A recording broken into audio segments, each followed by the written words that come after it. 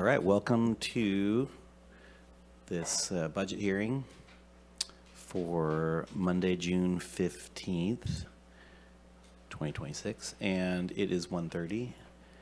Can we have a roll call, please? Oh, and this is the Humboldt County Board of Supervisors. Roll call. Thank you, Chair. Supervisor Arroyo? Here. Supervisor Bone? Supervisor Bushnell? Here. Supervisor Madrone? Here. Chair Wilson? Present. All are here. Great. All right, let's stand for the flag salute, please. And Supervisor Arroyo, want to lead us today? Thanks.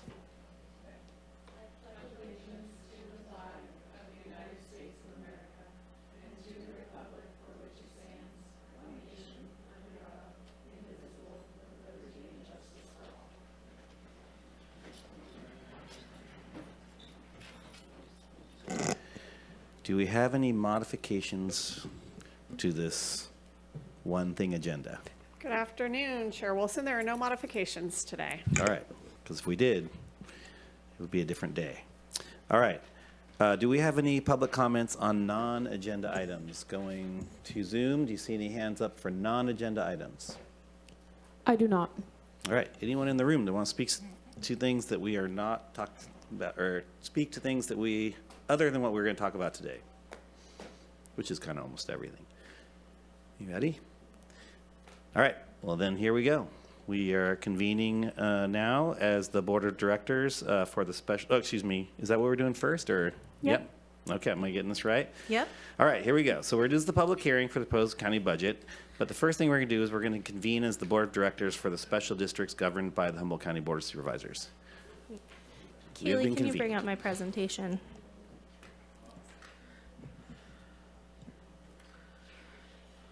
Chair Wilson, we will need you to formally open the public hearing as well. Oh, okay then. And open. Let's do it. Public hearing now open. All right. Good afternoon, Chair Wilson and members of the board. I'm Jessica Maciel, Assistant County Administrative Officer and Chief Financial Officer. And we are first going to receive public input on the fiscal year 26-27 special district budgets.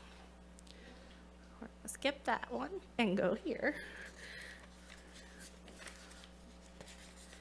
Your board convened as the board of directors for the special districts. The auditor controller prepares annual budgets for the special districts governed by the Humboldt County Board of Supervisors pursuant to Chapter 1 of Division 3 of Title 3 of the California Government Code. The California Government Code requires each special district to adopt a balanced budget on an annual basis and hold a public hearing. They are presented with the attached proposed fiscal year 26-27 budget. The total special district budgets before your board are $1,664,457, which is a decrease of $332,515 over the prior year. This decrease is primarily attributed to expenditure reductions in Fortuna Fire Protection District. And with that, I will turn it back over to receive public comment. Okay, do we have any public comment online for this item? Yes. All right. please. Caller 8435, I will unmute you and you will have 3 minutes.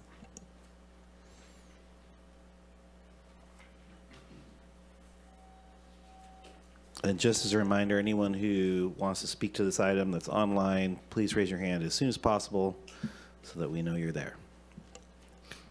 Hi there, my name's Brant. I'm an intern at Epic.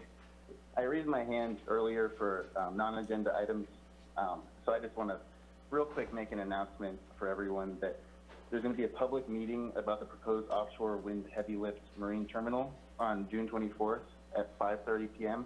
at the Arcata Community Center. And it's just a great opportunity for everyone to come out, ask questions, and learn more about the project. Thank you. All right. Is there anyone that has any comments on what's on the agenda at this moment? That is all. Okay, anyone in the room? This is your time. And again, this is on items related to the special districts portion of this. I guess I have a question.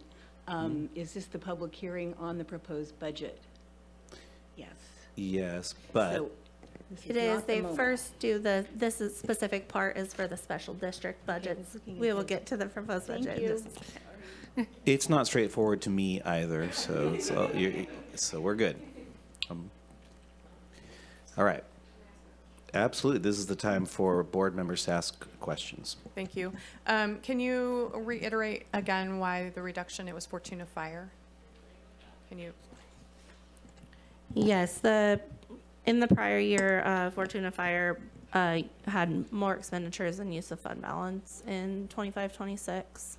And this year, the reduction is primarily due to Fortuna Fire. Reducing their spending? Yes. Okay, thank you. Okay. You may close the public hearing. This is where I close it. We received the testimony, and now we're closing the public hearing, and then, go ahead. Your board may approve, or you may make a motion to Okay. approve the fiscal year 26-27 budget for the special districts governed by the Humboldt County Board of Supervisors. Okay, so what I'm looking for is a motion to approve the fiscal year 26-27 budgets for special districts governed by Humboldt County Board of Supervisors, including final modifications in attachment 1.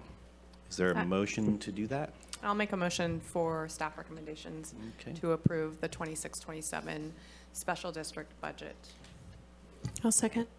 And set June 18th as the date of adoption. And set June 18th as the day of adoption. Okay. Agreed. Great. Anybody else? Seeing none, we have a motion and a second. We've had some discussion. Is there any objection to unanimous consent? Seeing none, those budgets have been approved. All right.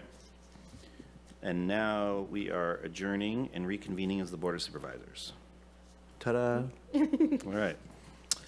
Now, we're going to open the public hearing, and we're going to receive the presentation on Humboldt's legislative program. Correct. Right, let's do it. I am going to have Deputy County Administrative Officer Sean Quincy come up, and we also have our firm Shaw Yoder online. Good morning, Chair Wilson, members of the board. Sean Quincy, Deputy County Administrative Officer. Each year when your board receives a public hearing for the budget, we look for a state legislative update, as the state legislative actions have much bearing on the county's budget. In particular this year, because of the HR 1 impacts, that is a significant portion of the issues that we're tracking, and our state lobbyists, Karen Lang at Shaw Yoder and Tweesh Schmelzer and Lang, is on Zoom here to provide an update. As you'll know from some of the updates you've received via email, the Senate and Assembly proposed some plans on Friday, and I believe today is the date that they need to vote on the budget. And so with that, I think Karen will have some more detail. Yes, hi, good afternoon, everybody. Thank you for inviting me to be with you virtually today. I don't think I've ever experienced a time when you are doing your budget on the very day that the legislature has their constitutional obligation to pass a state budget. So I will try to make this as, functional for you as I can, because it's there's a lot happening in Sacramento that may or may not stick. So where we are from like a point in time perspective for the public that's watching this, June 15th is the deadline for the constitutional requirement for the legislature to pass a budget and send it to the governor. That changed with, it gets done more regularly now that Proposition 25 is passed and it's a simple majority vote. It used to require a 2/3 vote. But it really doesn't, it's not as meaningful in some ways as you might think, because what they're going to do today is send the governor a budget, and it's really only a part of the budget. And then over the next 3 weeks, there will be a significant amount of negotiation over the final details of that budget. But if they don't get the budget to him by the end of today, they forfeit their pay until such time as they do get it to him, and they don't get the back pay for not getting it done sooner. So it's a pretty powerful motivator, because we do have a lot of citizen legislators that actually this is their full-time job and they are not independently wealthy, so they get the job done. What they're going to send over today is the main bill. It'll be AB 109 or SB 109. And then they are slated to approve the MCO tax, which you may have seen some billboards about. There's a representation made by some groups that it will increase the cost of health insurance for folks that have insurance already. And they also have scheduled to approve the governor's proposal on the sales and use tax expansion to software and software systems that may or may not be like tangibly purchased by the county or the city or any business in the state. They have tended to be not subject to tax. The governor proposed to extend sales and use tax to those systems and software, which should generate about $1 billion a year. That seems to be where the governor is comfortable going as far as a revenue increase above and beyond what he proposed related to the managed care tax. But there's a lot left to do. There's a significant disagreement between the governor and the legislature, and really even between the two houses a little bit, about how the legislature is going to deal with the fallout from HR 1, and the governor's office is going to deal with the fallout of HR 1 for the public's benefit. For people that have lost their subsidy or will lose their subsidy as a result of HR 1 passing, they are going to be unable to afford or be ineligible to purchase health insurance through the exchange, and they may not be eligible to stay on Medi-Cal depending on whether or not they can they meet work requirements. Counties have to care about this an awful lot, because if those folks can't access health insurance through the exchange or remain on Medi-Cal, they become what's called medically indigent, meaning they don't have health insurance, but they're still alive and living in our communities. And if something bad were to happen to them and they need medical care in an emergency fashion, they're showing up to your emergency rooms. And living in a rural area, as you do, you know that the hospital systems are already strained. Hospitals are really having a hard time keeping above water financially. There was even an emergency piece of legislation passed a couple of weeks ago that was designed to get cash into the system of a very few distressed hospitals that were in danger of closing. And so there's a lot of concern here in Sacramento about the network of care in the state and how it will remain solvent if a significant portion of the population is accessing their health care only in an emergency and through emergency room departments. And the issue with that is that in addition to that straining the hospital's capacity, at the end of the day, medically indigent Californians who walk into hospitals and don't have health insurance, they fall to the responsibility of counties due to the Welfare and Institutions Code Section 17,000, which means that you're, as a county, responsible for picking up that tab. And that is why over the course of the last 8 months or so, you've seen a lot of communication back and forth between our office and your county, and then also participating in legislative briefings with your legislators, walking through the county's system of care. And you are enrolled in CMSP or an active participant. Your county administrator is on the board of that. CMSP is the entity that the rural counties have formed that contracts for healthcare insurance or healthcare coverage for the medically indigent adult population. And it was really a very lean and mean entity because the Affordable Care Act had migrated so many folks off of county rolls over to the exchange with the help of the subsidies that were made available. But CMSP has persisted, unlike the networks in a couple of counties that that are not members of CMSP, who may have to come up whole cloth with a way to help manage the population that's coming back. Around April, the State Association of Counties put in a budget ask that reflected the county family's budget ask related to all this.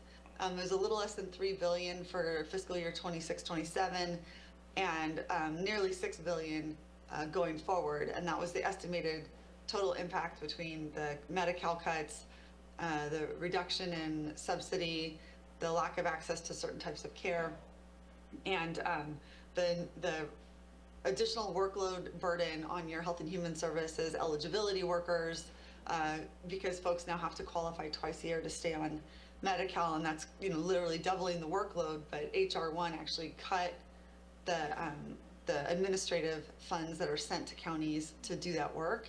So you have twice the work and less money to do it. So there's a lot of concerning in the world that I work in right now. The budget that's going to the governor today includes funding for what it's not a pretty name, but emergency scope Medi-Cal, which means that folks that do lose their insurance through the exchange or are unable to access it would be put on emergency scope if they get into a hospital situation.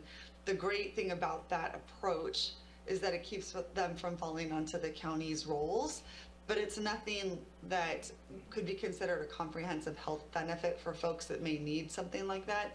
It's a way to keep them in the state system so that should there be changes again at the federal level that would help folks migrate back onto the exchange or other subsidized care, it would be much easier to move them back onto the state rolls or the health insurance companies' rolls, as opposed to 58 counties trying to keep track of folks individually. So there's a win there.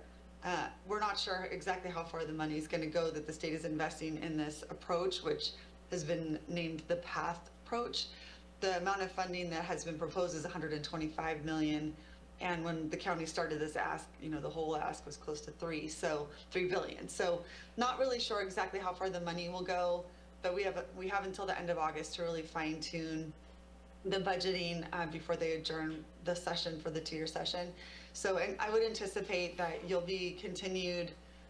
will continuously be asked by CSAC, by RCRC to reach out to your legislators. You do have a very effective set of legislators, and they're very engaged in your community needs. We've had great conversations with Senator McGuire and Assemblymember Rogers. Both are acutely aware of the impacts of HR 1 in the North Coast and how many folks participate in CMSP. Their entire districts are involved in CMSP, and making sure that those entities remain solvent and able to keep folks covered in some form, so that you're not overwhelming your emergency departments. I know that's a huge concern for those of you, some of you on the Board of Supervisors, worried about the network of care up there. So I want to make sure we emphasize that. There are other parts of the budget that are still kind of coming into focus. There's a lot of disagreement over what the governor proposed with respect to GGRF, the Greenhouse Gas Reduction Fund, which is funded by our cap and trade auctions. The governor wanted to really shift a lot of that funding to rebates for power consumers, and we certainly know your power costs are high there. So that became a big source of disagreement between the legislature and the governor. A lot of the transit entities and other folks that rely on GGRF for their programmatic operations are quite upset about what was being proposed there. So I think you'll see some skirmishes, and there will be continued refining of what will be spent out of the Prop 4 money that has passed. And in the middle of all of this, with all the budget talk trying to get landed, 10 days from today is when the legislature is supposed to be finalizing what will appear on the November ballot from an initiative perspective. There are 2 really big ticket items that are the subject of major negotiation. Even right now, even today, it'll be that way for the next 9 days. The first of it is the billionaire's tax. As you have probably read, the governor is not supportive of it. There is the Service Employees International Union is in very strong support of a billionaire's tax. It's a one-time 5% tax on California billionaires. The concern that has been expressed over and over is that the way that our budget works is that a significant portion of capital gains and personal income tax is derived from a very small number of Californians. And so if you take one of them off the table, it has a pretty enormous hit in our general fund. And we have already seen some high earners leave the state, and some of the folks would be subject to that tax have been very clear with the administration. If that qualifies for the November ballot, they will change their state of residency. And to make matters worse, or more consequential, I should say, 3 major California companies are planning to go to an initial public offering in the next fiscal year. SpaceX, OpenAI, and Anthropic have all started the process to go public. And those one-time events have the capacity to generate billions of dollars to the state's general fund benefit. If you could recall when the Facebook corporation or whatever. Yeah, I think it was just Facebook. When it went public, there was literally a line item in the state general fund budget showing $1 billion to the state general fund because Facebook went public. Now imagine how much the stock market's grown since then, and times 3.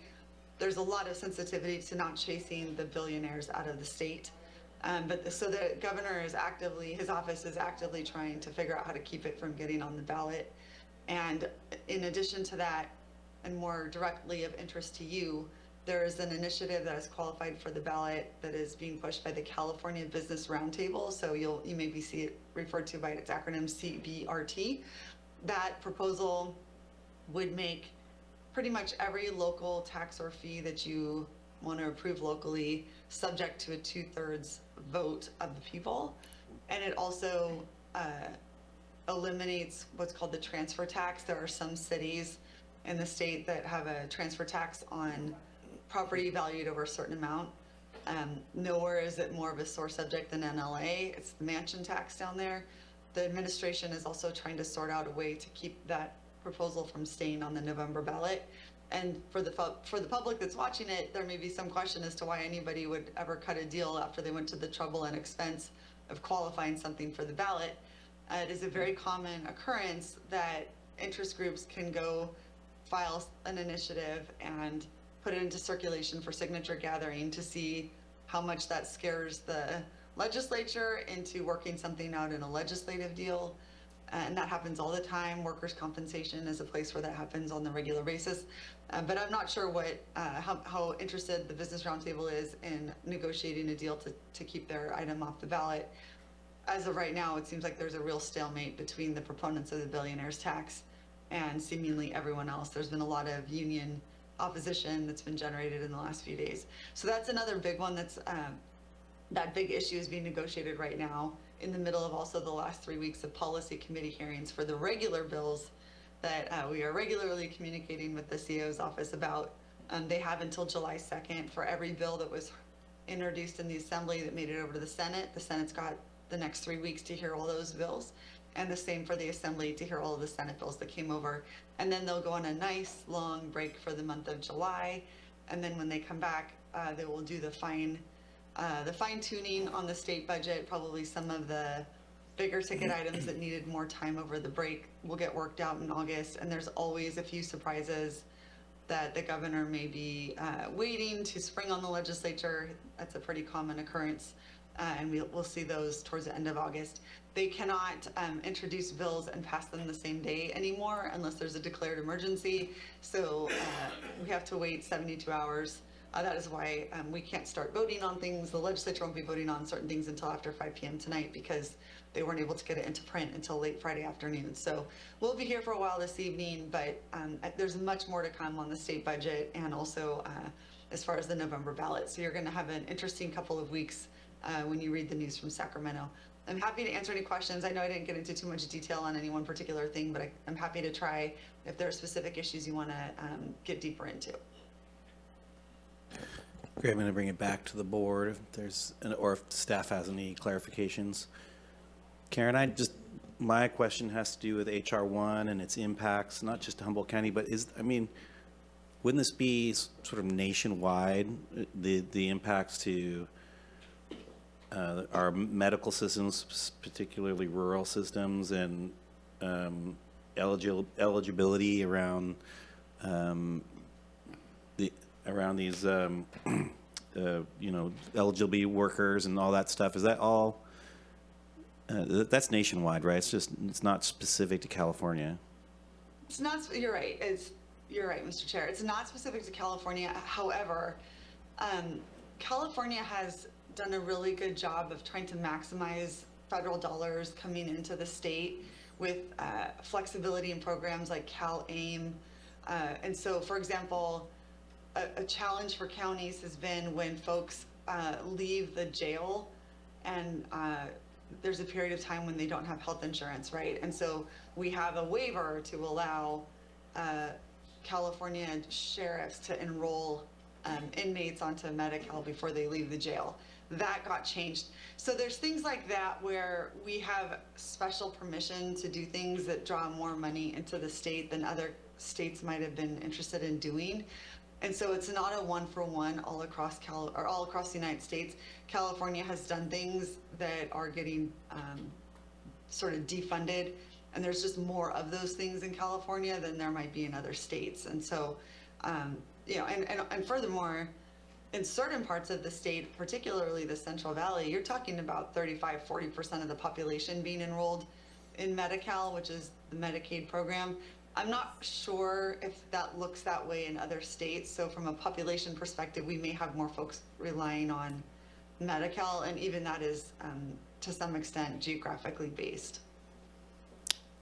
Yeah, yes, that's true. I appreciate that. Yeah, as you know, we were at CSAC this last few months ago, and there was this subject came up, and just from my perspective, is HR 1 is not a natural disaster. It's completely man-made. It was made through the decision of the current federal administration to do this, and the party in power. This was the choice and was set in motion by a vote of the people of the United States. I will just have to say this is, and so we have to, our voting matters, and this is an outcome of that election, and we're going to be feeling it for a long time. So with that, unless we're going to go into, unless there's more questions on this, Supervisor Arroyo.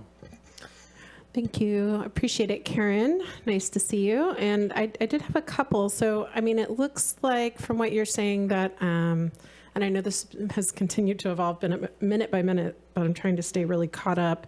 It looks like the $125 million that you're referring to is that emergency-only medical care. Do you know what happened to and then there was the separate funding for public hospitals that were at imminent risk of closure before the end of this fiscal year. But was there any movement or discussion around the eligibility workers, CalFresh, and the other like public hospital funding? Yeah. Yes, there. Thank you for asking. The PATH/Medi-Cal emergency only scope or emergency scope only.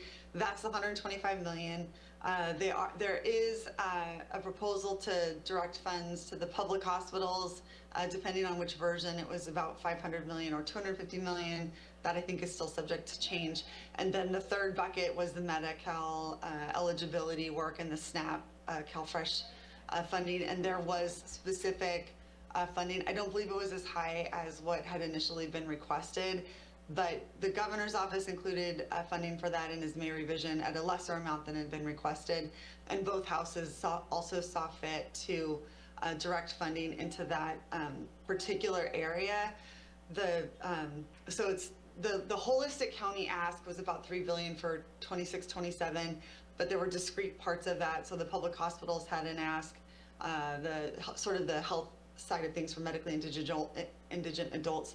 There was an ask, and then there was the Medi-Cal eligibility work, and there was an ask. And that one, frankly, I think it was the easiest sell, and I don't mean to say that in a derogatory way at all. I think every member of the legislature understood that you literally now have double the work in the Health and Human Services space to keep people enrolled, and you have every incentive in the world to keep folks enrolled and on those benefits to keep them healthy and covered. And so that was, the governor's office seemed more interested and supportive of going there. It's been a tough slog with the medically indigent adult piece of it. So I don't know, that's a long way to answer the question. There was some money for the eligibility work. I don't think the final number is reflected in what's going to the governor tonight, but nobody was arguing that there needed to be resources dedicated to that. So that was the one sort of bright spot before we saw the budget deal come together on Friday, which funded the emergency scope only. So it's been a kind of a tough slog, honestly. Thank you. I just have one more. That's really helpful. I think the other one is just a little bit more about your opinion as someone who spends a lot of time working with these legislators, including ours, who you've mentioned are really awesome.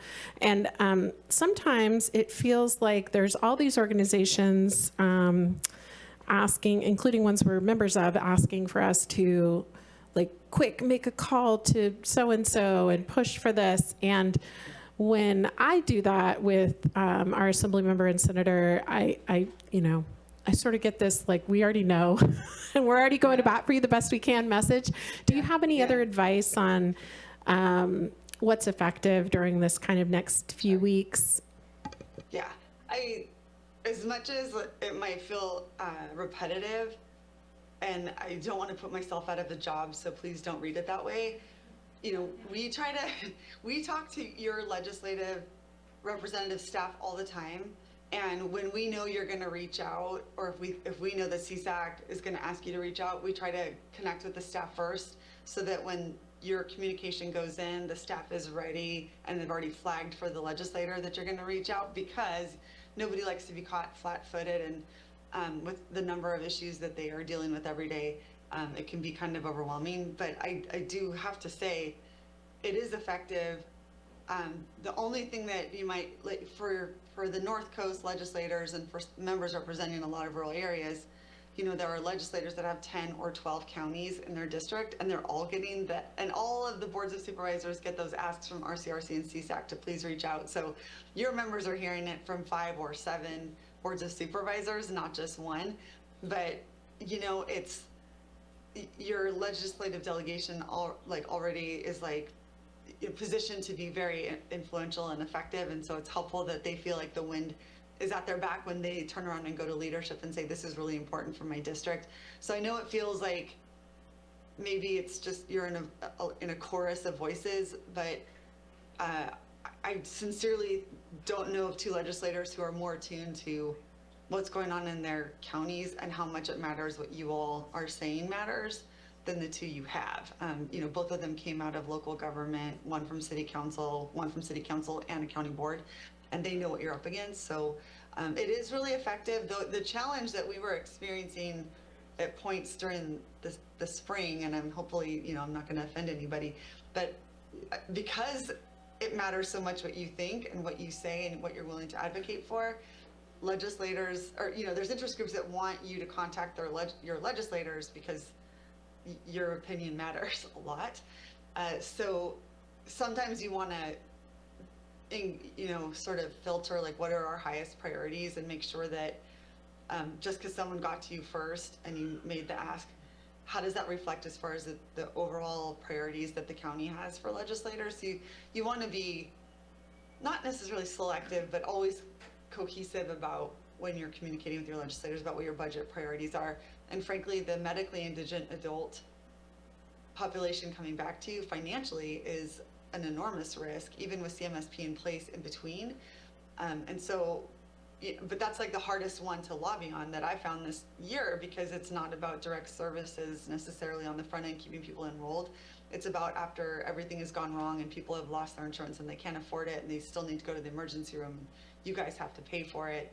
That's a harder sell to get money for that than it was for the other things, but it's still the biggest financial risk to the county, I would say. So it's you want to have a full understanding of what all is at risk when you do it, but it's my understanding. None of you have misunderstood any of that. So the continued echoes are good.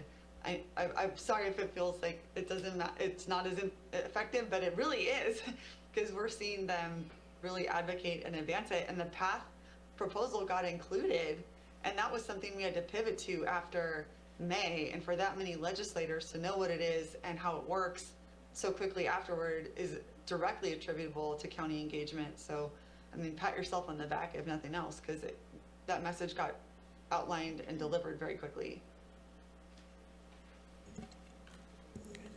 Any other supervisors? Did I go too long? Sorry. Supervisor Bones? Karen, thanks for breaking it down so simple. Even the bad news, and a lot of this is, as Supervisor Wilson said, our current administration, but it's also a distinct part of our economic times right now. If we had enough money, we'd have enough money, and we are the 4th largest economy in the world that I keep hearing from our wannabe president, and it seems to me we should be able to be picking up some of this locally just as much as we do elsewhere. So nobody's been our friend lately, and that is the nature of the beast of rural living. I have learned after 14 years.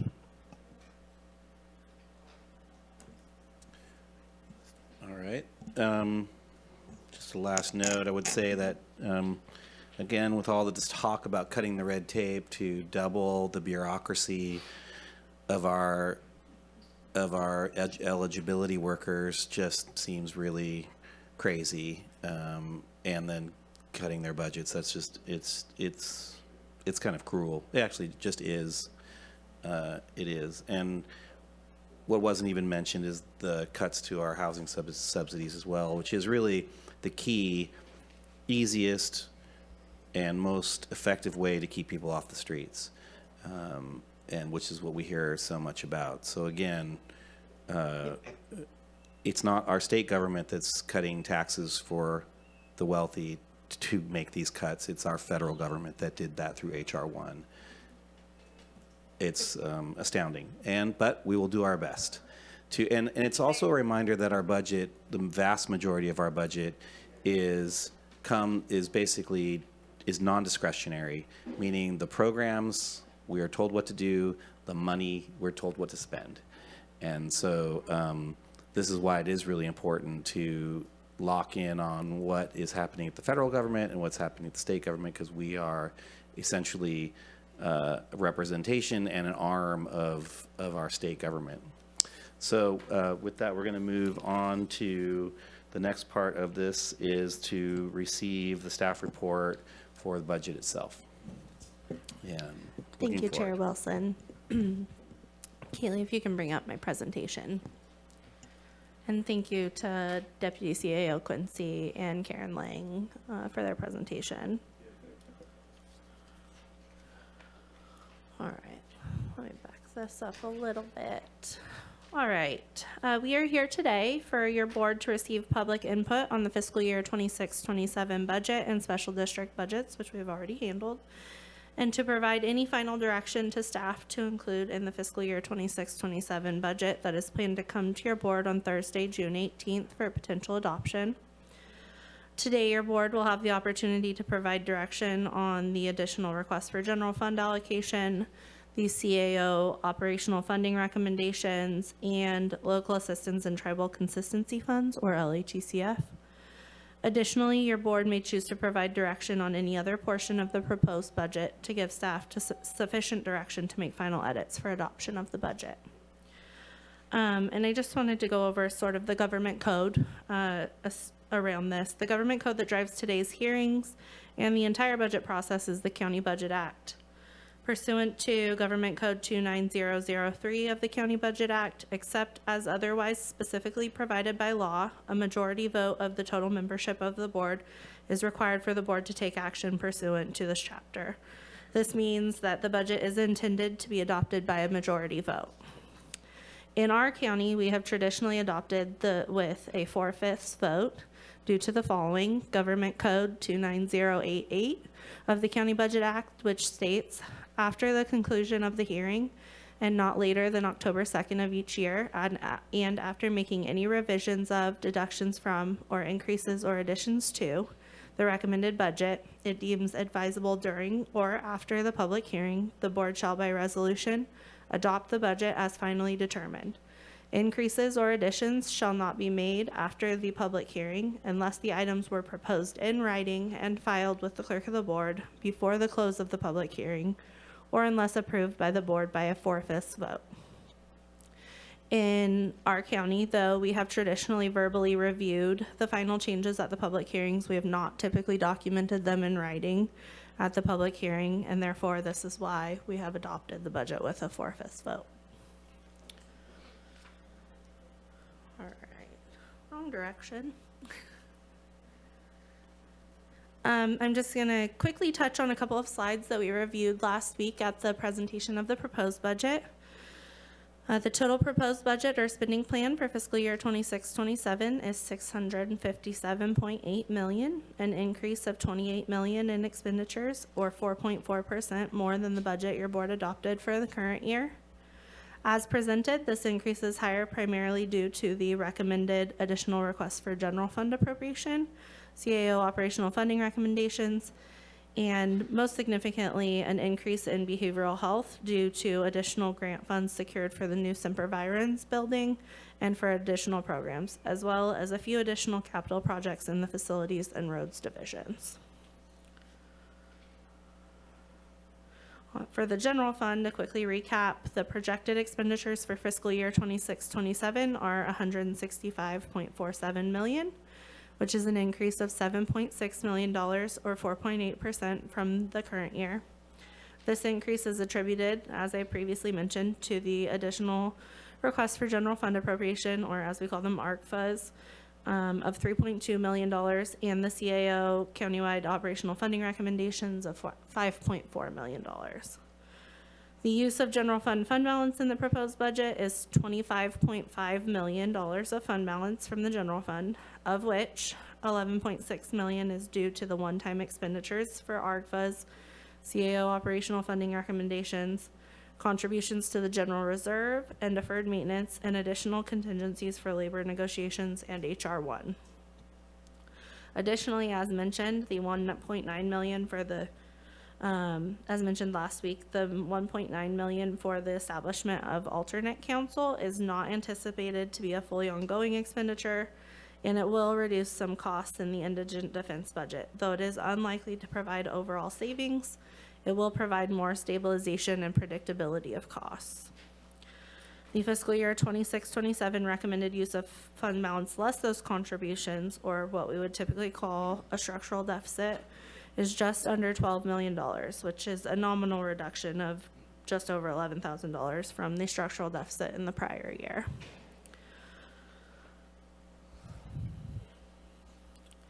The ARCFAs, departments submitted 17 ARCFAs for a total of just over $3.2 million in one-time requests. Your board limited requests to one-time expenditures of up to $250,000 per request. Some departments did not submit an ARCFA, other departments submitted multiple. There was no limit set to the number of allowable ARCFA submittals per department. All department requests before your board today meet the requirements set by your board, as all of the submitted requests have merit and there are sufficient one-time resources in the general fund to support the submitted requests. The CAO has recommended all 17 requests in the 26-27 proposed budget. These are available as an attachment to the staff report, and we will go through them later, and your board will be able to provide input. The CAO operational funding recommendations, the 26-27 proposed budget includes the following adjustments to general fund allocations as recommended by the CAO. As these are operational and structural recommendations, these are not included in the ARCFAs. These are recommended by the CAO to implement your board's policies, strategic plan, and to prepare for future economic and fiscal impacts.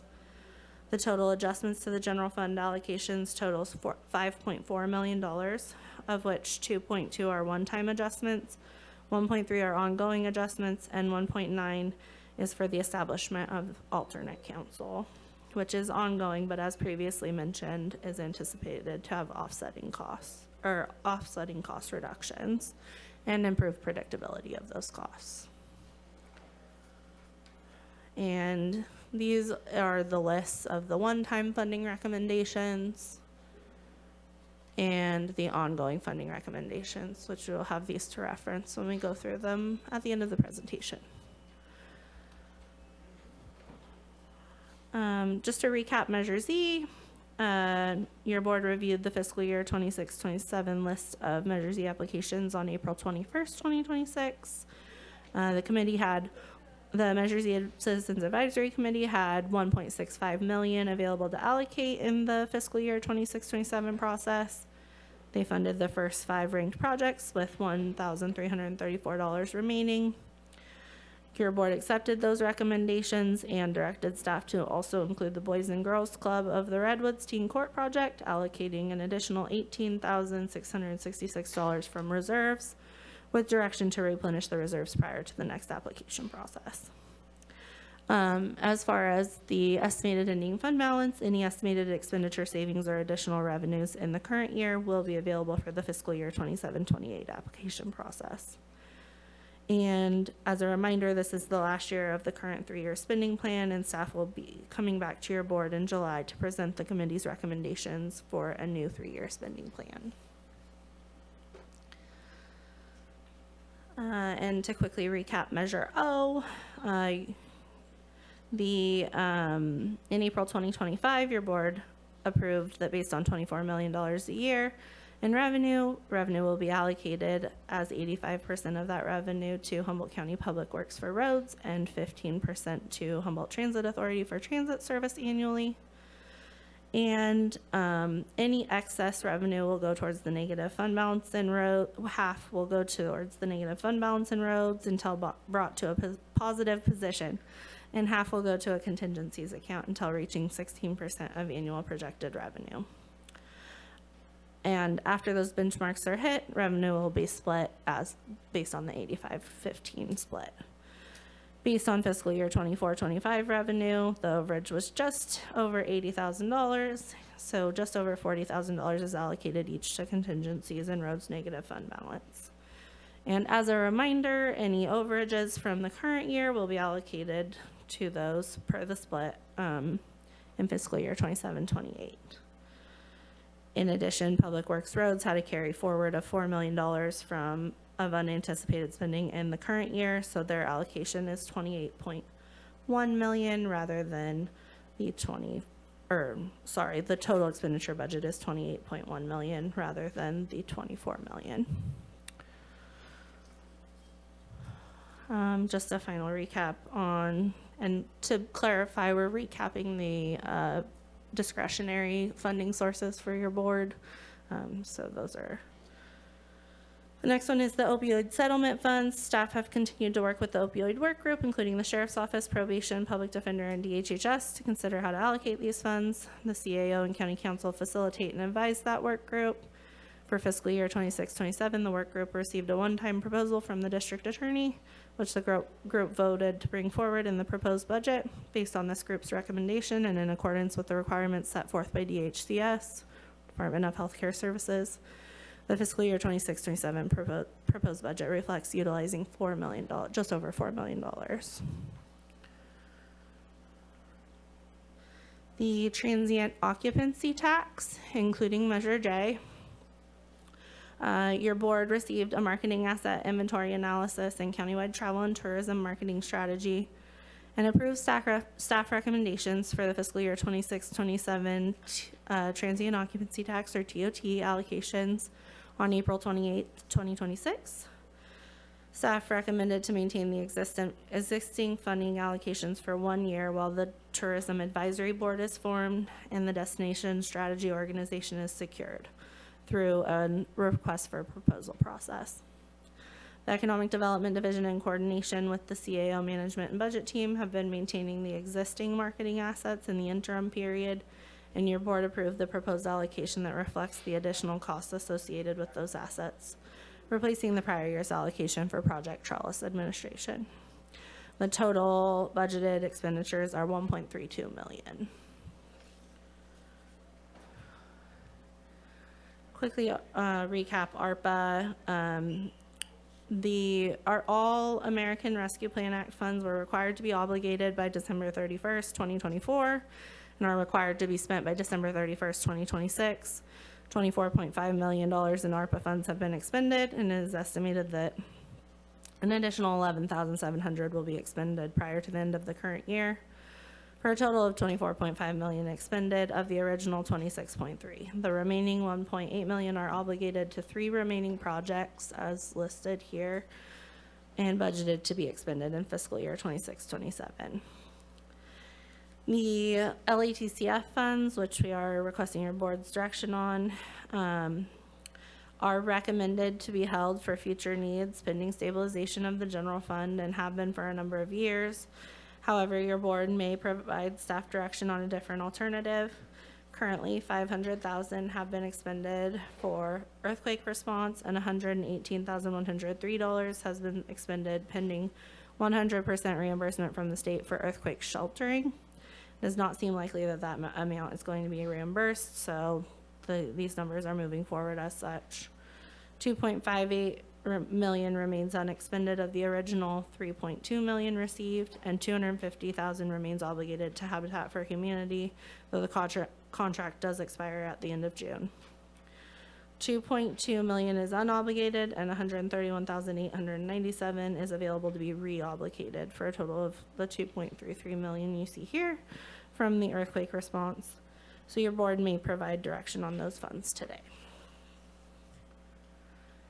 Just to recap, these are the main areas that we're looking for your board direction on today: the ARGFAs, the CAO funding recommendations, LATCF, and then your board will also have the opportunity to provide direction to staff on any other part of the proposed budget.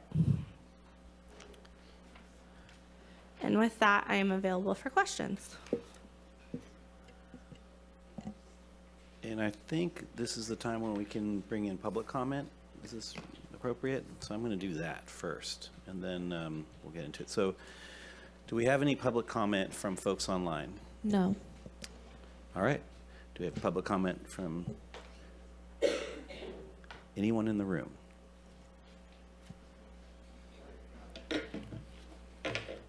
Good afternoon. I don't envy you your job at this moment. These are pretty tough times. My name's Elizabeth Murguia. I'm at 3471 California Street in Eureka.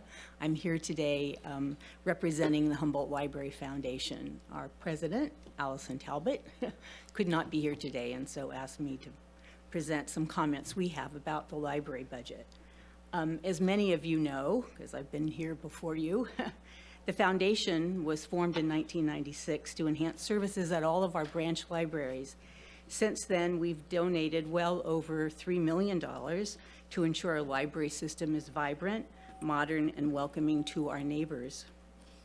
We were pleased and a bit surprised to see official recognition of our unique partnership with the county as reflected under the Library Department Summary Program Discussion. So we're there in paragraph 4. Part of the county budget now.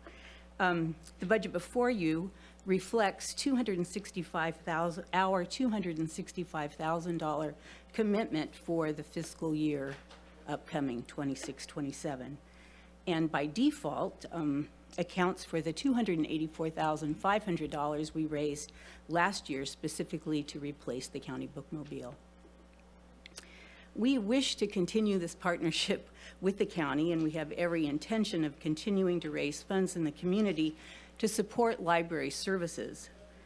However, we've been frustrated to learn that moving forward, there will be a reduction in hours at the Trinidad, McKinleyville, Arcata, Fortuna, Ferndale, and Garberville branches, plus a full-day closure at the Eureka main branch, from 31 open hours a week down to 24. You know, this is wrenching. Yeah. I know that you are each aware of the importance of the libraries to a healthy and thriving community, and in times of economic uncertainty, the library becomes even a more vital service hub. And with over 79,000 active library card holders in the county, our libraries are busier than ever. And during challenging economic times and as belts tighten, it will increase the usage. We actually know that historically has happened in other big downturns. Usage goes up. So libraries provide primary source documents, books, and resources of all kinds, plus being one of the few free community gathering spaces. Our libraries also serve as a lifeline for families without internet service, providing a welcoming space for school children to complete homework assignments. Job seekers are found daily at the library's computers, and the library is also a resource during public emergencies. In fact, just this past weekend, Humboldt Library served as a needed cooling center. I just have a bit more. Just finish it up. Yeah, Thank you. got it. As they will throughout the summer months, and they have provided critical respite from the smoky air during wildfires in the past fire seasons. You and your staff have completed a lengthy and thorough budget process, and everyone is having to make difficult decisions and choices.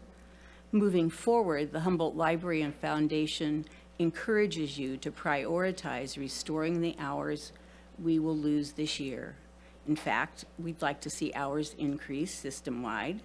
But at the very least, please let's work together to keep this vital community infrastructure healthy and available to Humboldt County residents. Thank you. I have copies of my comments if you'd like them for each of the. All right. Is there anyone else in the public that wants to speak on the budget item that's here in the room?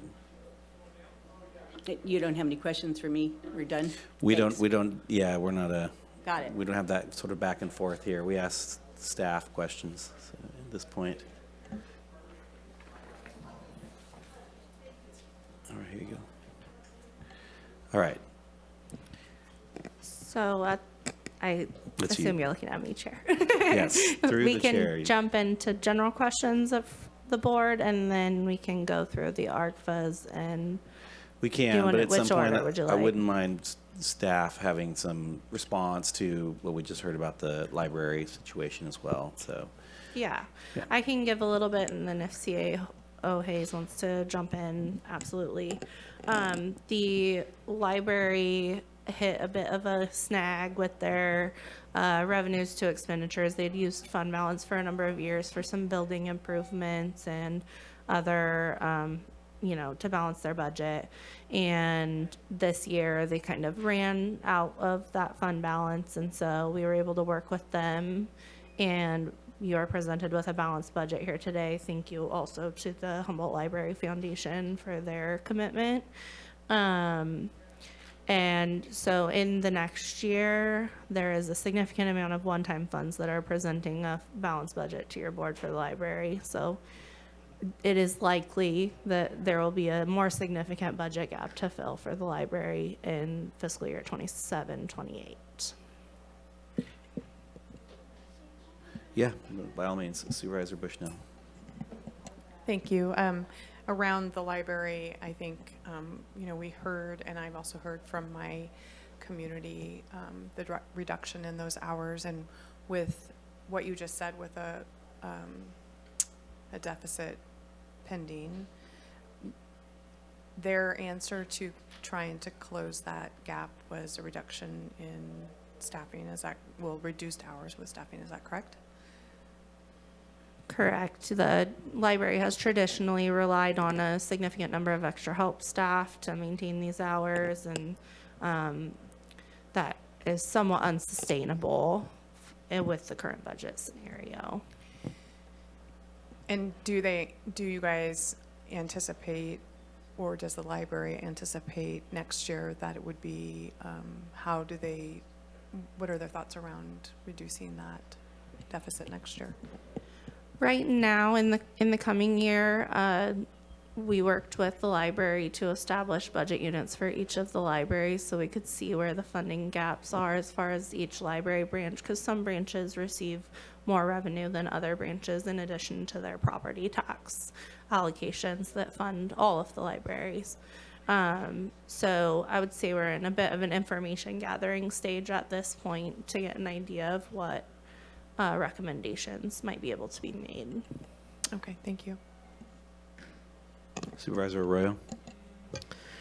Thank you. And I think what you're speaking to is something that unfortunately we've had with many departments through general fund requests over the years, or cost savings within specific departments where they've sort of used that to balance the budget for a long time. And now we're getting to the end of that line.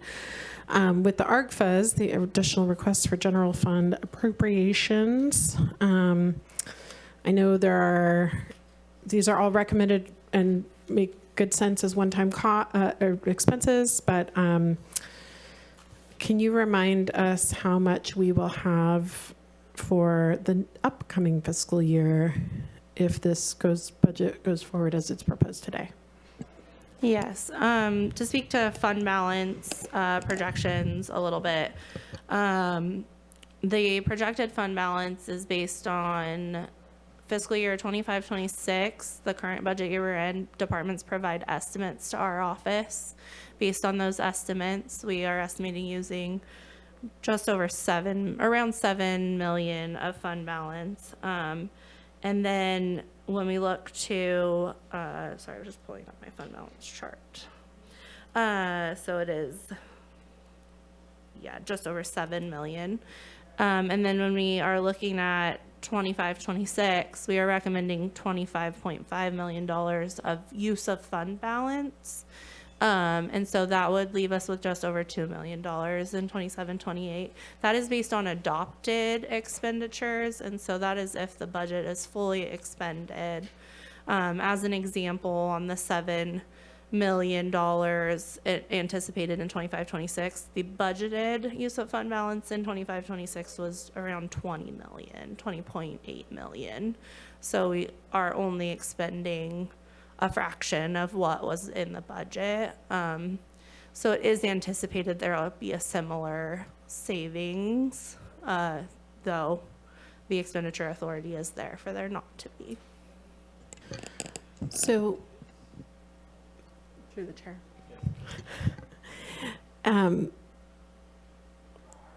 just so I'm crystal clear, the amount we would have is currently with our, I think conservative projections, just 2 million to use next year to fill requests for additional funds, should we choose to do that. I don't want to get, pre-decisional, but just to kind of have food for thought here. There's two factors there. Yes, requests for general fund, but we also have a structural deficit, which is where our operating revenues are not enough to pay for our operating expenditures, and that is right at 12 million, which is the same as it was in the current year. We have made significant progress in 23-24. It was over $18 million. So there is that piece, and we need that to be filled with fund balance. And then there is accepting additional general fund requests, which we would not recommend, obviously, in that scenario.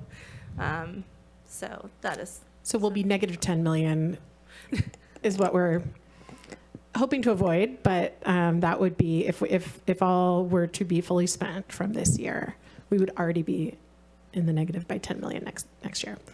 Okay, I think that's helpful context. I personally would be interested in holding on to those remaining unobligated local, the LATCF funds. All right. Supervisor Madrone, do you have anything? Well, first of all, I just want to say thank you to staff and as well as all the departments.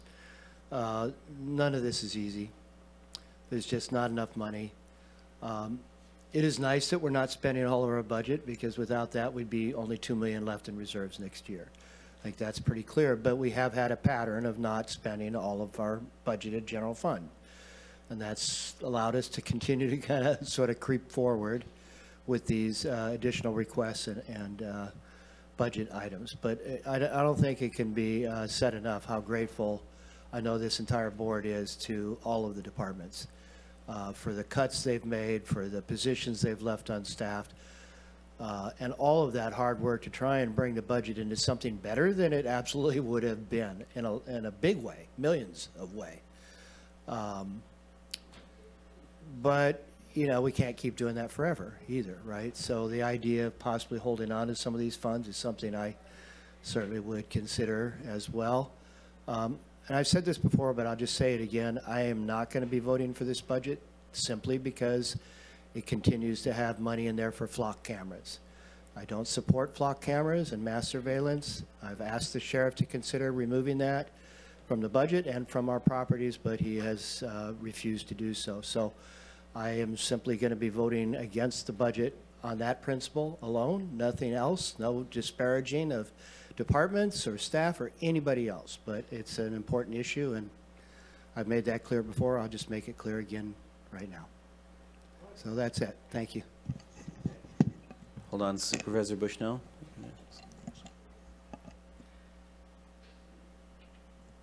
Do you want to make a comment to Madrone's comment? And then I'll go, if that's okay, through the chair? No, we got it in Okay. in order I have here. a- Hold on, then we'll Okay. yeah. Thank you. So there's oftentimes, and I came into your office earlier and to clarify some things, but I think the general public sometimes, because I've gotten a lot of questions, is confused on general fund and reserves. Can you talk about that for a minute? Yeah, thank you. So what we are talking about here is the general fund balance, and that is accumulated based on either revenue overages or expenditure savings in prior years. There is separately what we call the general reserve, and your board makes targeted contributions to the general reserve, and your board specifically has made that a priority over the last several years. And we have built the general reserve balance. It is anticipated in fiscal year 26-27 that it will be at $19.6 million. In comparison, in fiscal year 21-22, it was right around $5 million. So your board has made significant progress towards that. The general reserve is what most would consider kind of like our savings account, and that is what is available to your board at budget time to increase or decrease. And other than budget time, the only other time it is available to your board is during a declared emergency. So while we are talking about using general fund balance like it is the savings account, the true savings account is the reserve, and your board has made significant progress in building up the reserve account. Can you talk about, thank you for that, and then can you talk about the general fund is kind of like your working checkbook, I think, is my distinction. And how do we receive monies into the general fund? Just like, is it from? Yeah, we receive a number of discretionary funding sources, the primary one being property tax, but also sales tax, transient occupancy tax. And then there are several non-discretionary sources, not as much as our health and human services funds, but there are grants that departments receive, and those are for specific purposes. Your board doesn't necessarily have a ton of discretion in how we spend those allocation or grant dollars. Okay, thank you for that. And then how, when you say that departments are running with a structural deficit, can you describe what that is? Yeah, what we refer to as the structural deficit is when the ongoing revenues are less than the ongoing expenditures. So as I mentioned, in fiscal year 23-24, we had a structural deficit of over $18 million. And this budget presented to you, it's just under $12 million. We have made progress every year on that, but there is still significant ways to go. So when when this board became aware of the $18 million structural deficit a few years back, we did a number of things, including 10% vacancy rate, hiring freeze, et cetera, et cetera. We asked departments to tighten up. We didn't allow any requests for additional proposals. So with this $12 million, because as Supervisor Arroyo said, $2 million next year is not going to cut this. What do departments need to do to cut this $12 million deficit? At this point, to make progress on the structural deficit, my recommendation would be program reductions. And can you explain what program reductions are? That would be for your board to look at the lists of programs holistically, like all of the costs associated with programs, and choose to cut specific programs, usually from a lens of mandated versus unmandated. So that information, and we've talked about this in the past because we didn't want to hire consultants that cost money, that information you're relying on coming from the department heads, is that correct?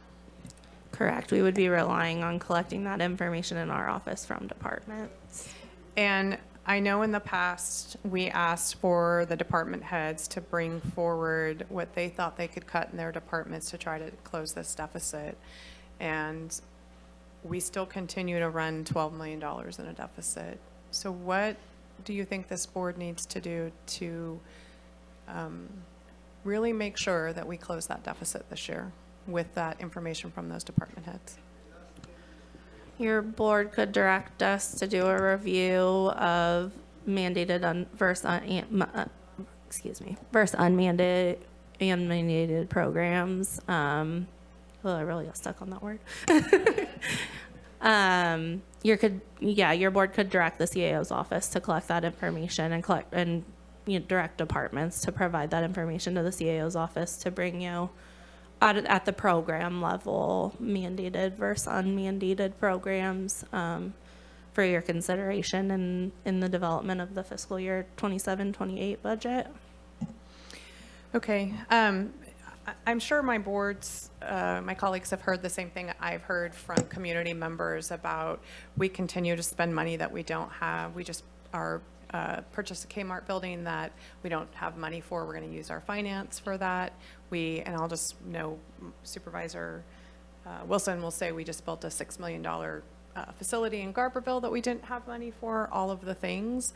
And so the taxpayer money, right? And they want accountability. And so I hope that before this discussion is over today that we can talk about this $12 million deficit and how we're really going to close that gap by next year. Additionally, with the one-time expenditures, I know that they're one-time, but they amount to $3.2 million, which is a lot. I went through the list. I'm unsure with the list. I see a lot of things that probably could wait until we have a healthier fund balance. So I'm not sure how I'm going to vote that way. And just in general, I'm not feeling great about the situation that the county's in. I don't think my colleagues are either. And I do want to appreciate department heads for bringing you information, but I think a lot more is needed. And I also want to appreciate your work, Jessica. I know this has been a lot of heartburn for you, and I know you were panicked when I left your office. And I'm sorry for that, but I do feel pretty strongly about I don't like the situation of this budget. All right, Supervisor Bone? Yeah, and I appreciate all the airports, the matching funds. I mean, that's a great part to spend that money on. Some of the stuff, to hire a consultant, economic development, to use the land up near the airport. I'd love to wait on that, just for the basic reason we have an industrial park across the street that can't even build a warehouse or is having trouble building a warehouse. So I think if we're talking about building more warehouses or anything else, can't put housing there. It's too close because it's in the wrong zone. So it's going to have to be warehouses like all the other airports. But I think we need to look at that. And I'm just having a problem, and I appreciate Supervisor Madrone's passion about flock cameras, but we've had them for 3 years. And now we're going to have a special meeting Thursday to adjust for his $21,000 from the sheriffs, our elected sheriff. And I don't know what the costs are to bring everybody in on Thursday, have a special meeting, bring in Access Humboldt and everything else. It seems like a terrible waste of money. And for we've had them for 3 years, and all of a sudden, because we've got a petition, we're going to have to act on it tomorrow. And I'm just, this dollar wise and penny foolish, or penny foolish, dollar wise. I don't know which way you want to go on this, but to have a special meeting, because there's a possibility we won't have a 4/5 vote at our next meeting because one of our supervisors has a pre-planned trip. I just think I don't know if I'm available Thursday. So we've had them for 3 years. Why is it so important now, and why can't we work with the sheriff? I mean, this isn't anybody's personal toy. It's the people's money, back to what we were talking about. Okay. I've got a few comments, and I'll circulate it through. I agree with Supervisor Bone on the leveraging of the grants and the capital investments in the ARCFAS for not just the airport, but the other things here. And in some way, I would hope that maybe in future reports we're focus on that and really say, like, okay, is this just at least a line item on what the capital returns are going to be on those infrastructure investments that we've made based on these one-time expenditures, especially if we're calling them out of our general fund. It'd just be good for people to know that when you spend whatever it is, $250,000 on this capital grant, that it's bringing in $12 million or whatever it is, and so that we just understand that. So for me, that's important. I do think that we have been not doing our job on doing planning work with our infrastructure and not leveraging our infrastructure at the airport. And an airport business park is very different than what you do at airports in terms of how you leverage that infrastructure and that real estate. They are not the same thing. We would not be talking about hotels and other things. There's just much more commercial / industrial activities that you see at airports, and they're revenue generating as well. I would consider maybe a bit of a cut on that. I'm not sure how to spend $250,000 in 1 year necessarily for a successful move to move that forward. But again, that's pretty. I mean, that's a kind of a detail in this. I did have a question on the $100,000. Again, a lot of money, but also in the grand scheme of things, not a ton on what was not what we thought would be reimbursed by the state, and what didn't, and why there. Can you give me a little bit of narrative around what was that about? Yeah, we were told we were approved on the LATCF funds, we were told we were approved for 100% reimbursement on the sheltering for the earthquake response.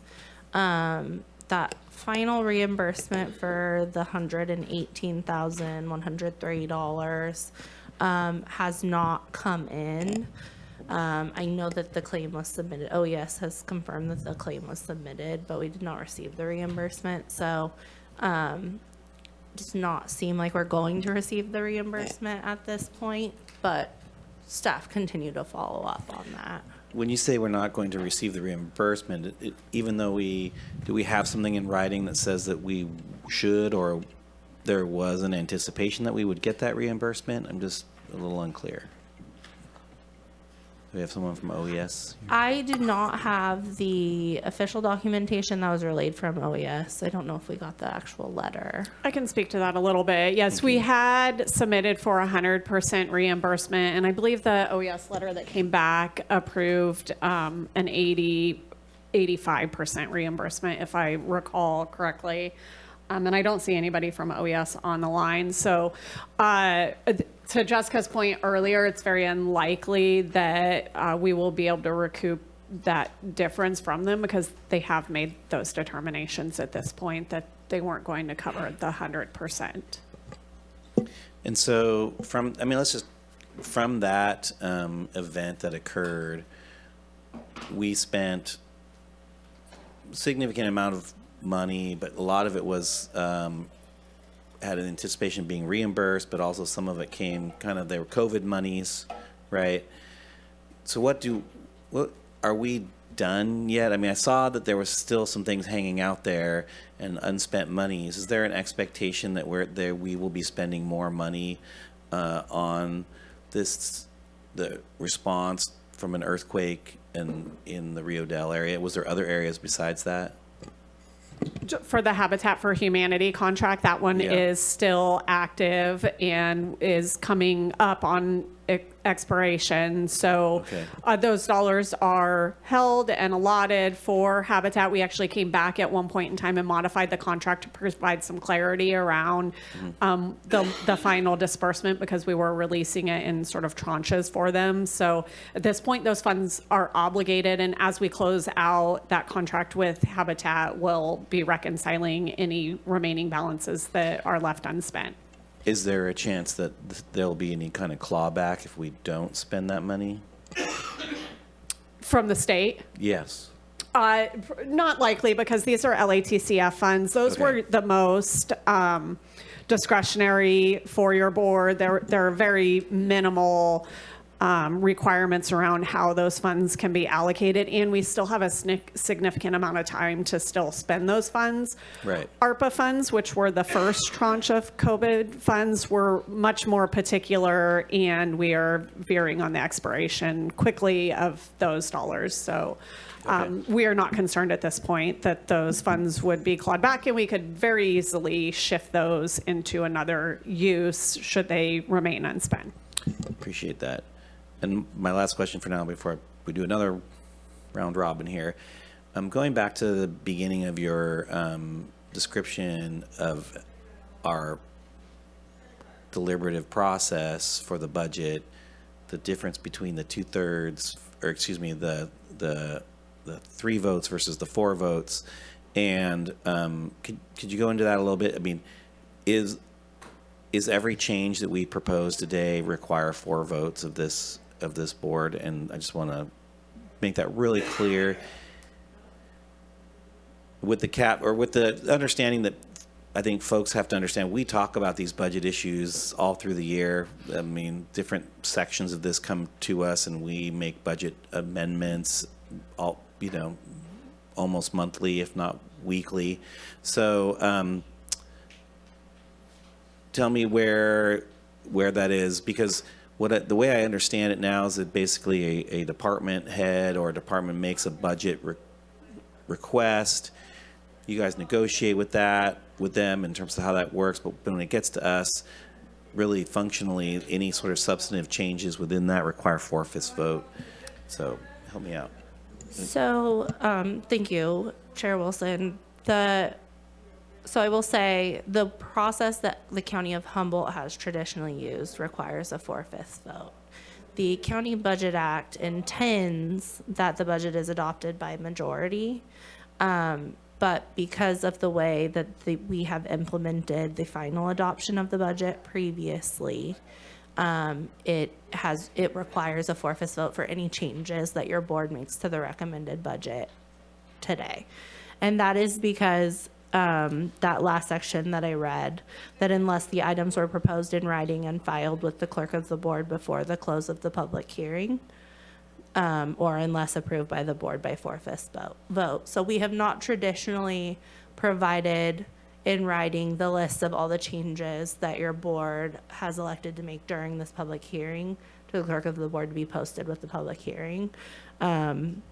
And so that is something we are looking into and can change going forward, but in the interest of not changing the traditional process that we've used here during this process, we have not done that. So as we are currently doing it, any changes that your board directs today during this hearing will require a 4/5 vote at the budget adoption. Okay. So what I'm hearing is we don't have necessarily a written policy, or do we? Or not just a written policy, but a voted on policy of the board. But what we have is a sort of a tradition of how we do this.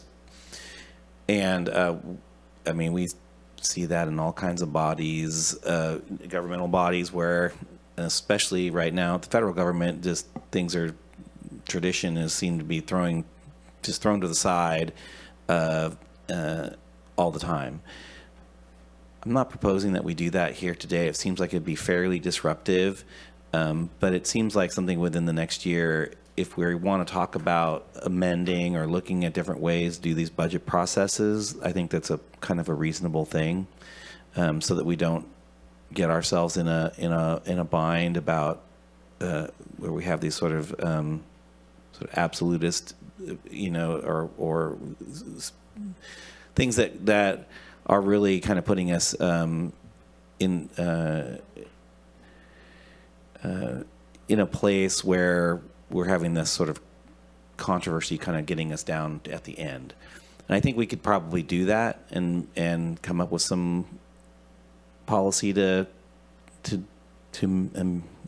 get where we need to be. So with that, if there are other questions from board members, we'll go there. So Supervisor Arroyo and then Supervisor Bushnell. Thank you. I just have a couple comments and then a question to ask of Jessica and the CAO and your team and see what your thoughts are. When we conducted strategic planning with all of our department heads and board a little over 3 years ago, one of the top priorities that came out of that was a focus on county facilities being a top priority, both to replace some very seriously aging facilities and to improve some of the day-to-day conditions of the workplace, and then, of course, to move away from rented facilities. So I wanted to say that just to provide some context. Mike and I have sat on this facilities committee, and I want to applaud the work that Public Works have done to try to build out, or to work on building out that team and expanding capacity there. And it has been a tough process, in large part because of staffing and also because of a lack of available facilities to acquire that met our needs, so that we can get out of those rented facilities. So I think longer term, what we're discussing related to facilities, especially acquisition of larger buildings for county purposes, is going to be to the benefit of our community, even though the optics of it are admittedly kind of challenging right now. But I think it's still the thing that we set out to do and focus the big amount of energy on in the last few years. So I appreciate that. Along with that, the item related to the airport came up in part during our facilities discussions as a way to utilize county-owned property to increase revenues. And so the purpose of really evaluating the income potential for that property, both leasing to potential airport-related businesses and sales tax generation and other funding streams to improve our county budget outlook was the idea. So I do support and appreciate that we've discussed having this evaluation of how it could generate more funding through being developed further. So I'm very supportive of that. I wanted to ask you if you have thoughts about, from my back of the napkin math, I'm seeing the type of structural deficit that we're talking about being, like 1.5 to 2% of our overall budget across the board, or 7-ish% of general fund. And I want to just put out there that, when I first got elected in Eureka, we had to make a 10% across the board cut to all departments, and opted to do that. Not necessarily saying that's the best method, but it rather than playing gladiator sports with every department coming in and deciding which one was more important, because they are all important, that was an across the board decision.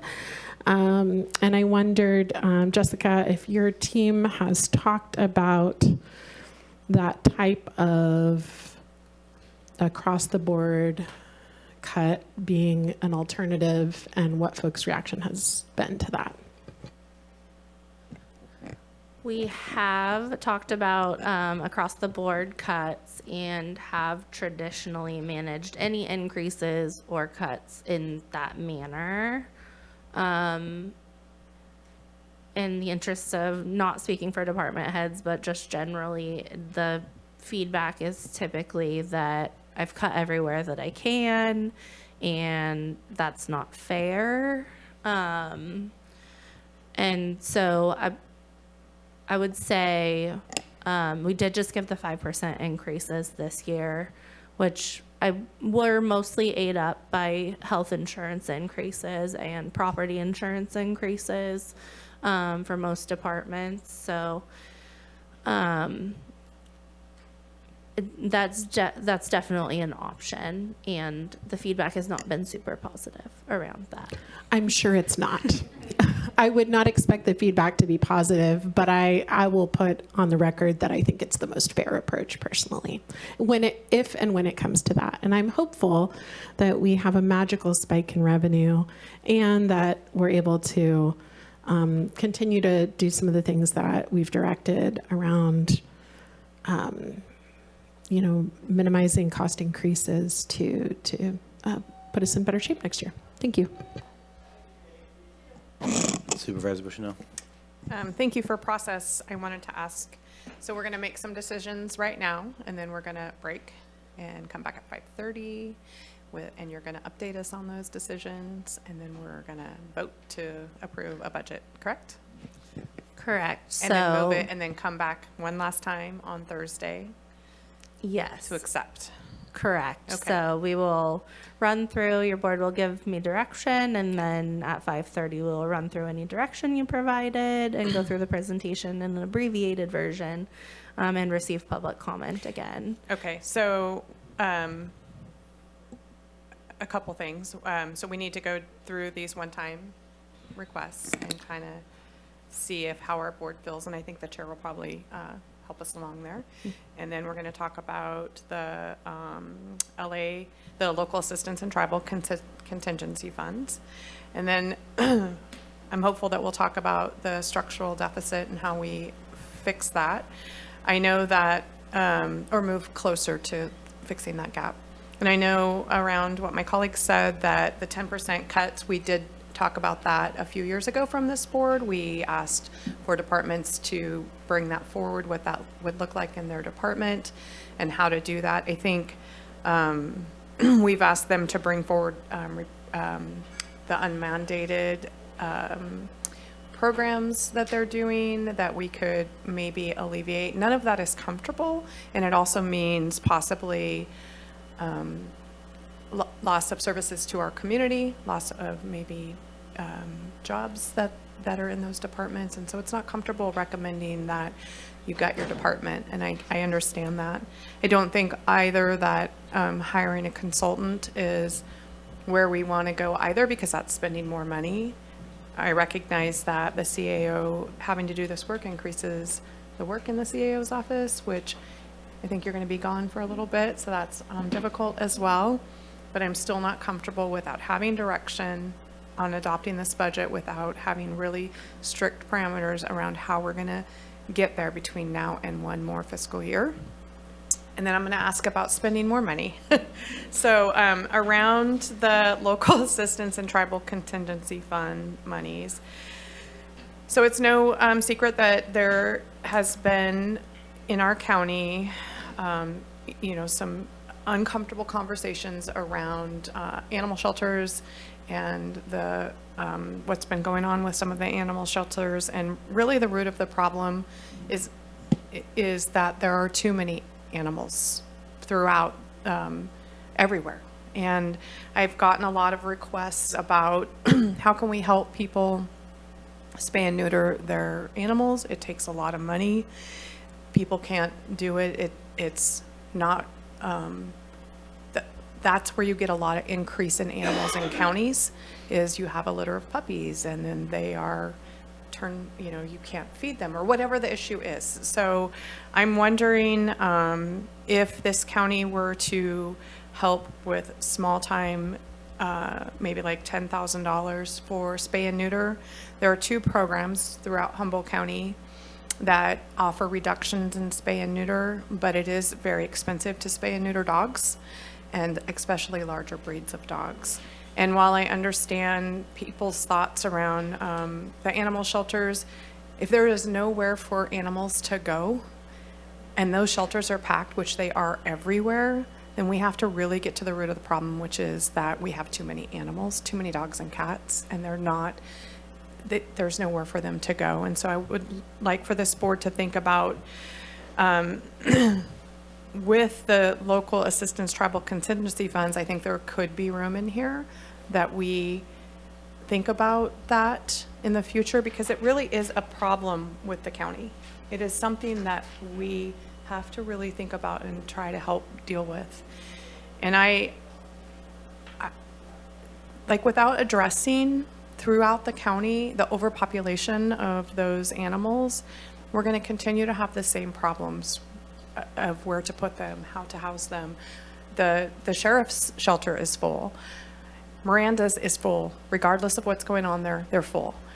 The other counties are full. That's why they send animals up here. So I just hopeful that this board can maybe talk about it during this budget process. And then I want to ask the chair as well, what kind of, how do you want to do this? Well, just hold on one second. First, I do want to ask the board, I mean, we heard one opinion about what is on the list for the ARCFAs. And so there was that. I don't feel like I want to have to go through every one of these individually. I just want to ask if there are ones that certain board members want to highlight. I think Supervisor Bone has highlighted one of those. I can't remember what number it is on here specifically. It is, sorry about that. But anyways, we know it's the planning one for ACV. Are there others on here that other board members would like to highlight or bring up for discussion? And then we can talk about the other funding sources. Is that the only one? Can I ask a question? Yeah, by all means, this is the time to ask a question.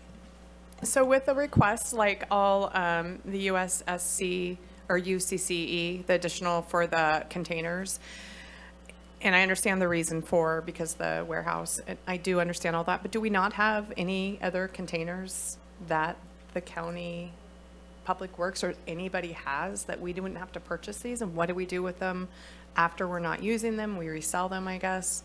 And do we ask those kinds of questions? We did talk to, through the chair, we did discuss with Yana at the Cooperative Extension, and she may or may not be on still because she's traveling today, about what to do with them afterwards, and they would be available to Public Works or another department after, their storage needs are met, hopefully by a building at some point. But in the meantime, as you know, the current building is a bit of a safety issue, and they have lots of theft problems there. Yeah, I know it's a small amount, but I just hope that we're getting that information when the requests come in, and that we are making sure that we're not duplicating things. Like if we have an empty container sitting somewhere in one of our facilities, that we know that, and those things are not throwable, disposable. They're meant to be reused, and there are tons of them. And Yana has her hand up. Okay, are we bringing it to Yana? Do you want to speak to this? I'm available to speak to it if you'd like. Yeah, this is it. Well, good Hi, Yana. afternoon, Chair and members of the board. Have I searched every nook and cranny in the county? The answer is no, but we're in a very desperate situation where we keep losing our remaining equipment, and between rats, failing buildings, safety hazards, and no obvious solution in sight, I mean, we're pretty desperate at this point, and we need several containers to be able to, what did I put, 2, I think, and the part of the thought was that they'd actually be customizable so that there could be doors for each of our team members. So, for example, 4-H would be able to go into their own space, which would be maybe a luxury, but much more convenient to not have volunteers co-mixing with sensitive equipment, storage of sensitive items, and such. Thank you.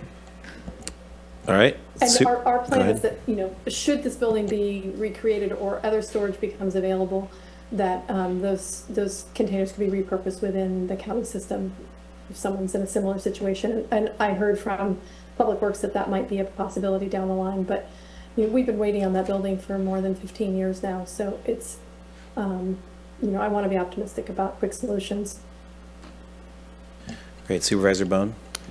Yeah, and is that the end of your But go question? ahead and I'll come back to it. All right, well then we'll bring it back to Supervisor Bush. well, just speak to the containers. Having had to buy quite a few and custom ones with roll-up doors and everything else, they have to put ventilation into them. They have to wire them for lighting and put everything else. So it's actually, I think they've underestimated what it's going to end up costing them. But I think they've cut costs, I see, in the right place. Putting them on railroad ties just gets them off the ground and stops that rust issue. But the other thing is they're going to have to coat the roofs of them or they will rot through. I've had that happen with a couple of them. but it is a, you also have to understand they're not permitted to be used in the county, believe it or not. So you may want to check your local building. Say that again? They're not actually legal to use in parts of the county.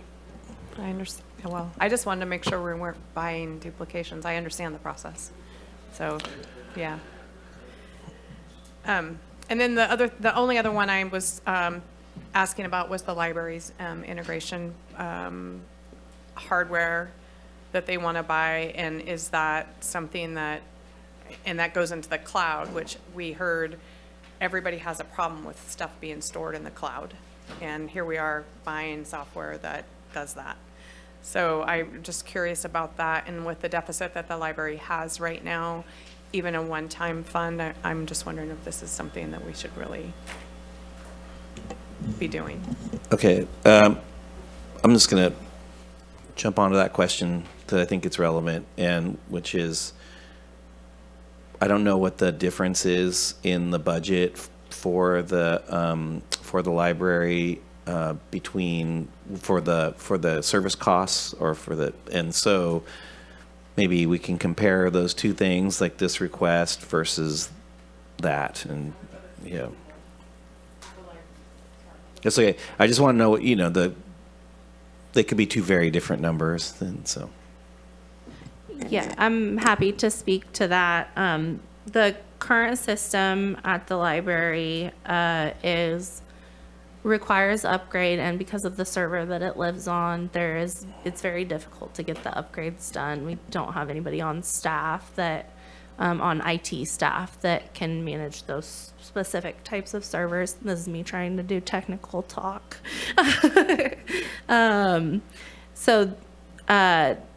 This going to the cloud would help us to not have that problem with the servers.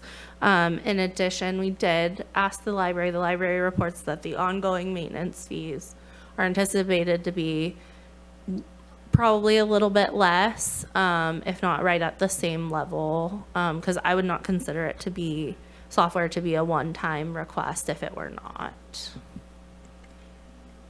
Right. That makes a difference in terms of these requests, because some requests, like when you're asking for money that's a match for a capital improvement, that's capital improvement. That actually helps our bottom line. It helps what we can leverage for borrowing in the future. It's, you know, it's in those sorts of things. And so is this an anticipated annual request? You're saying it's not. It is not. The Okay. request in front of you is the initial implementation costs, the ongoing maintenance fees. It may include the first year of maintenance fees, but the ongoing maintenance fees are anticipated to reduce be around the same as the existing system's ongoing maintenance fees. Okay, so really it is just an upgrade.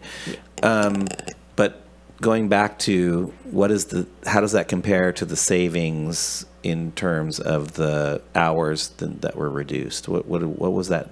I don't know if I know the number, and I'm just asking if we have that.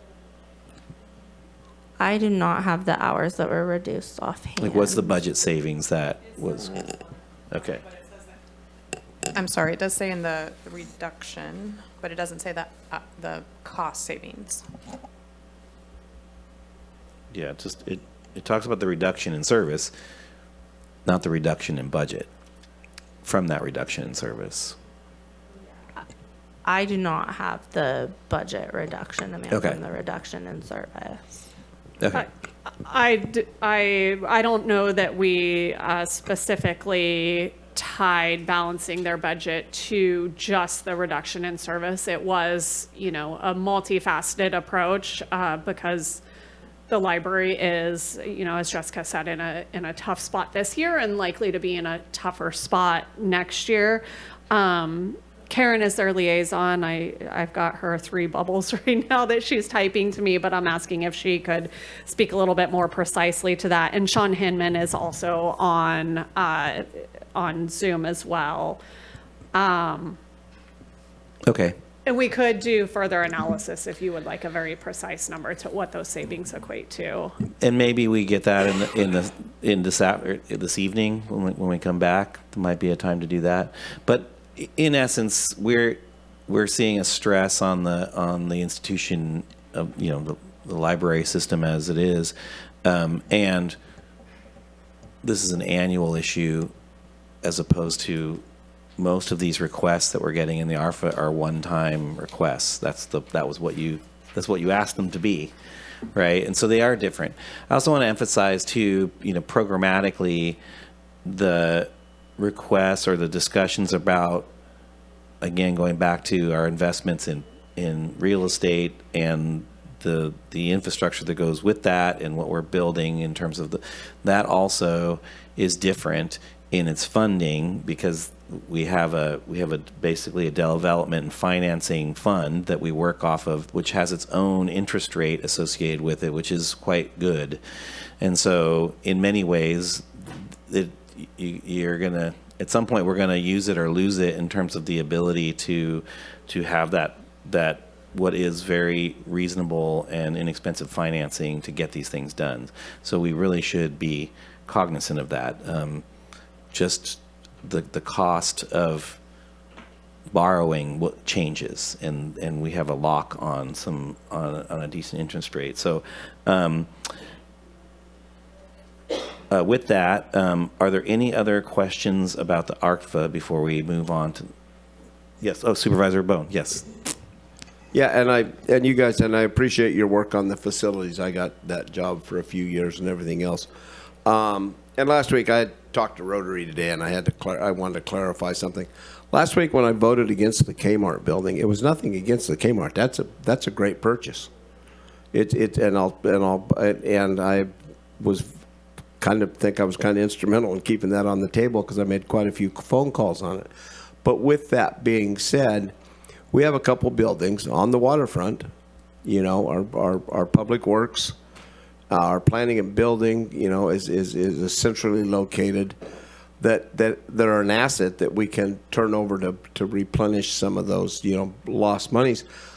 The issue being is those buildings are going to be impossible to make fully ADA in the future.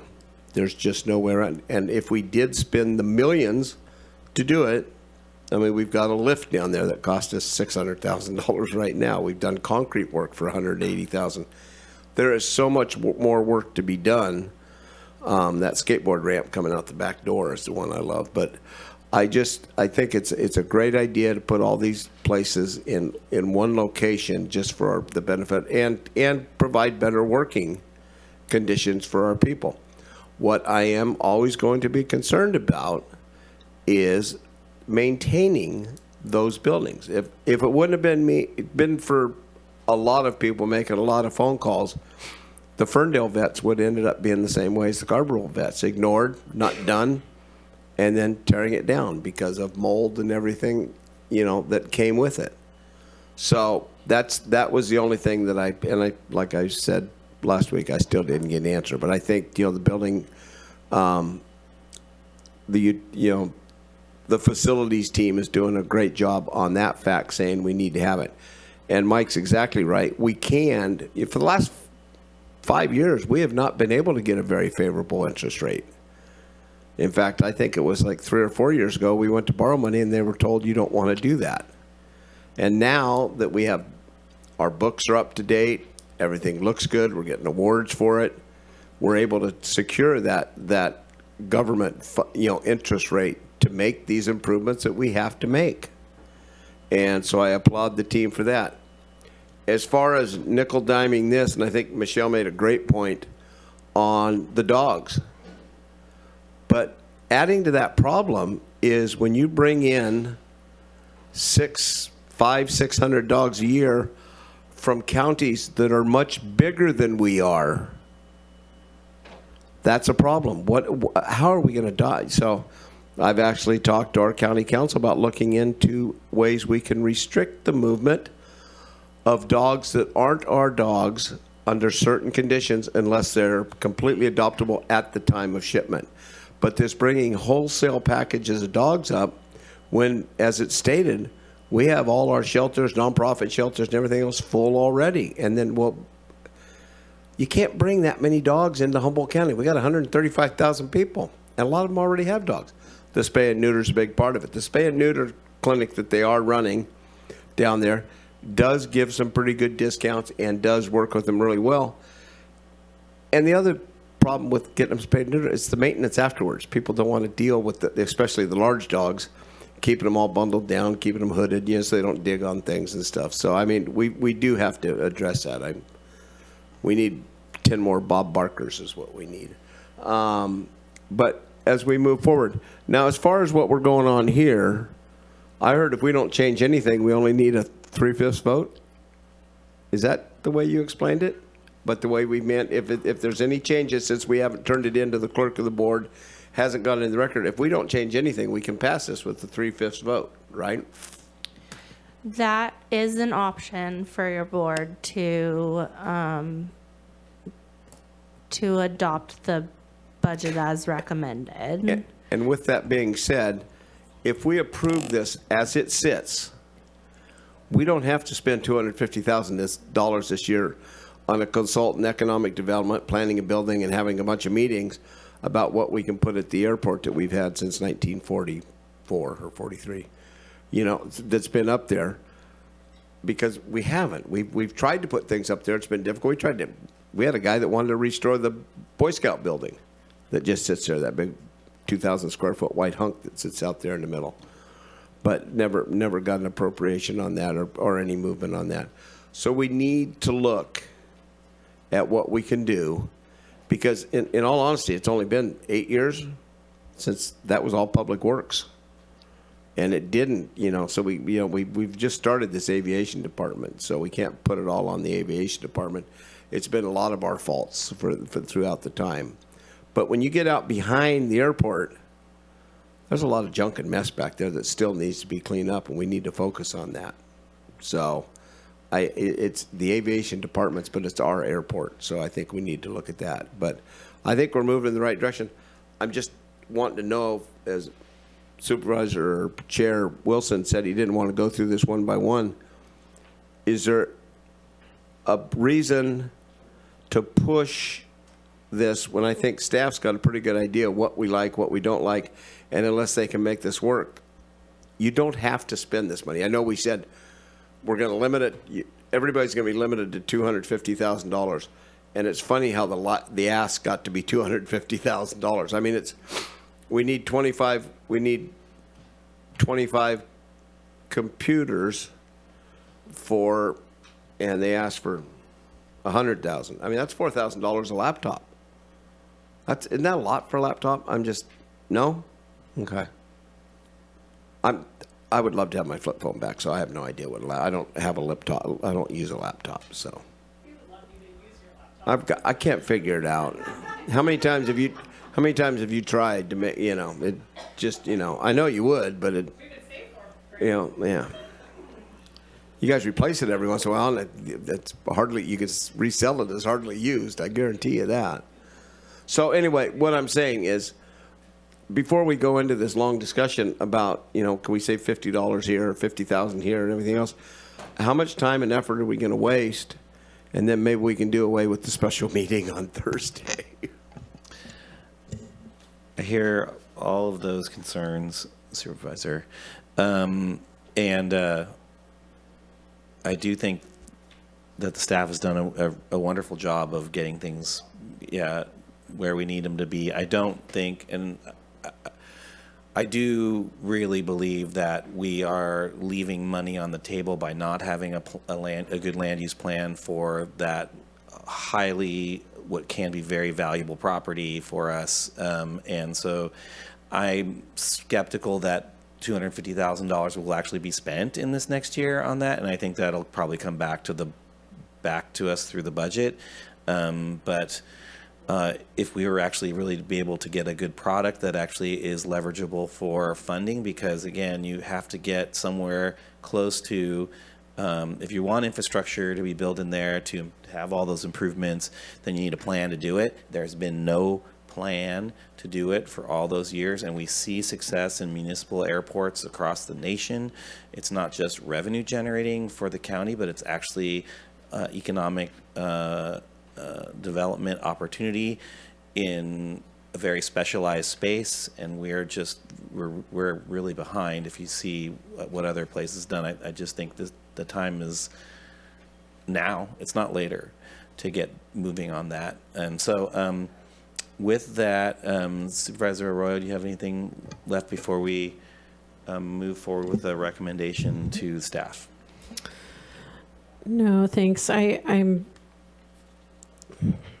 think there are items we all have our perspectives on in here, and I think, you know, we communicated that this was an available option. Does not seem like it's going to be available next year, most likely.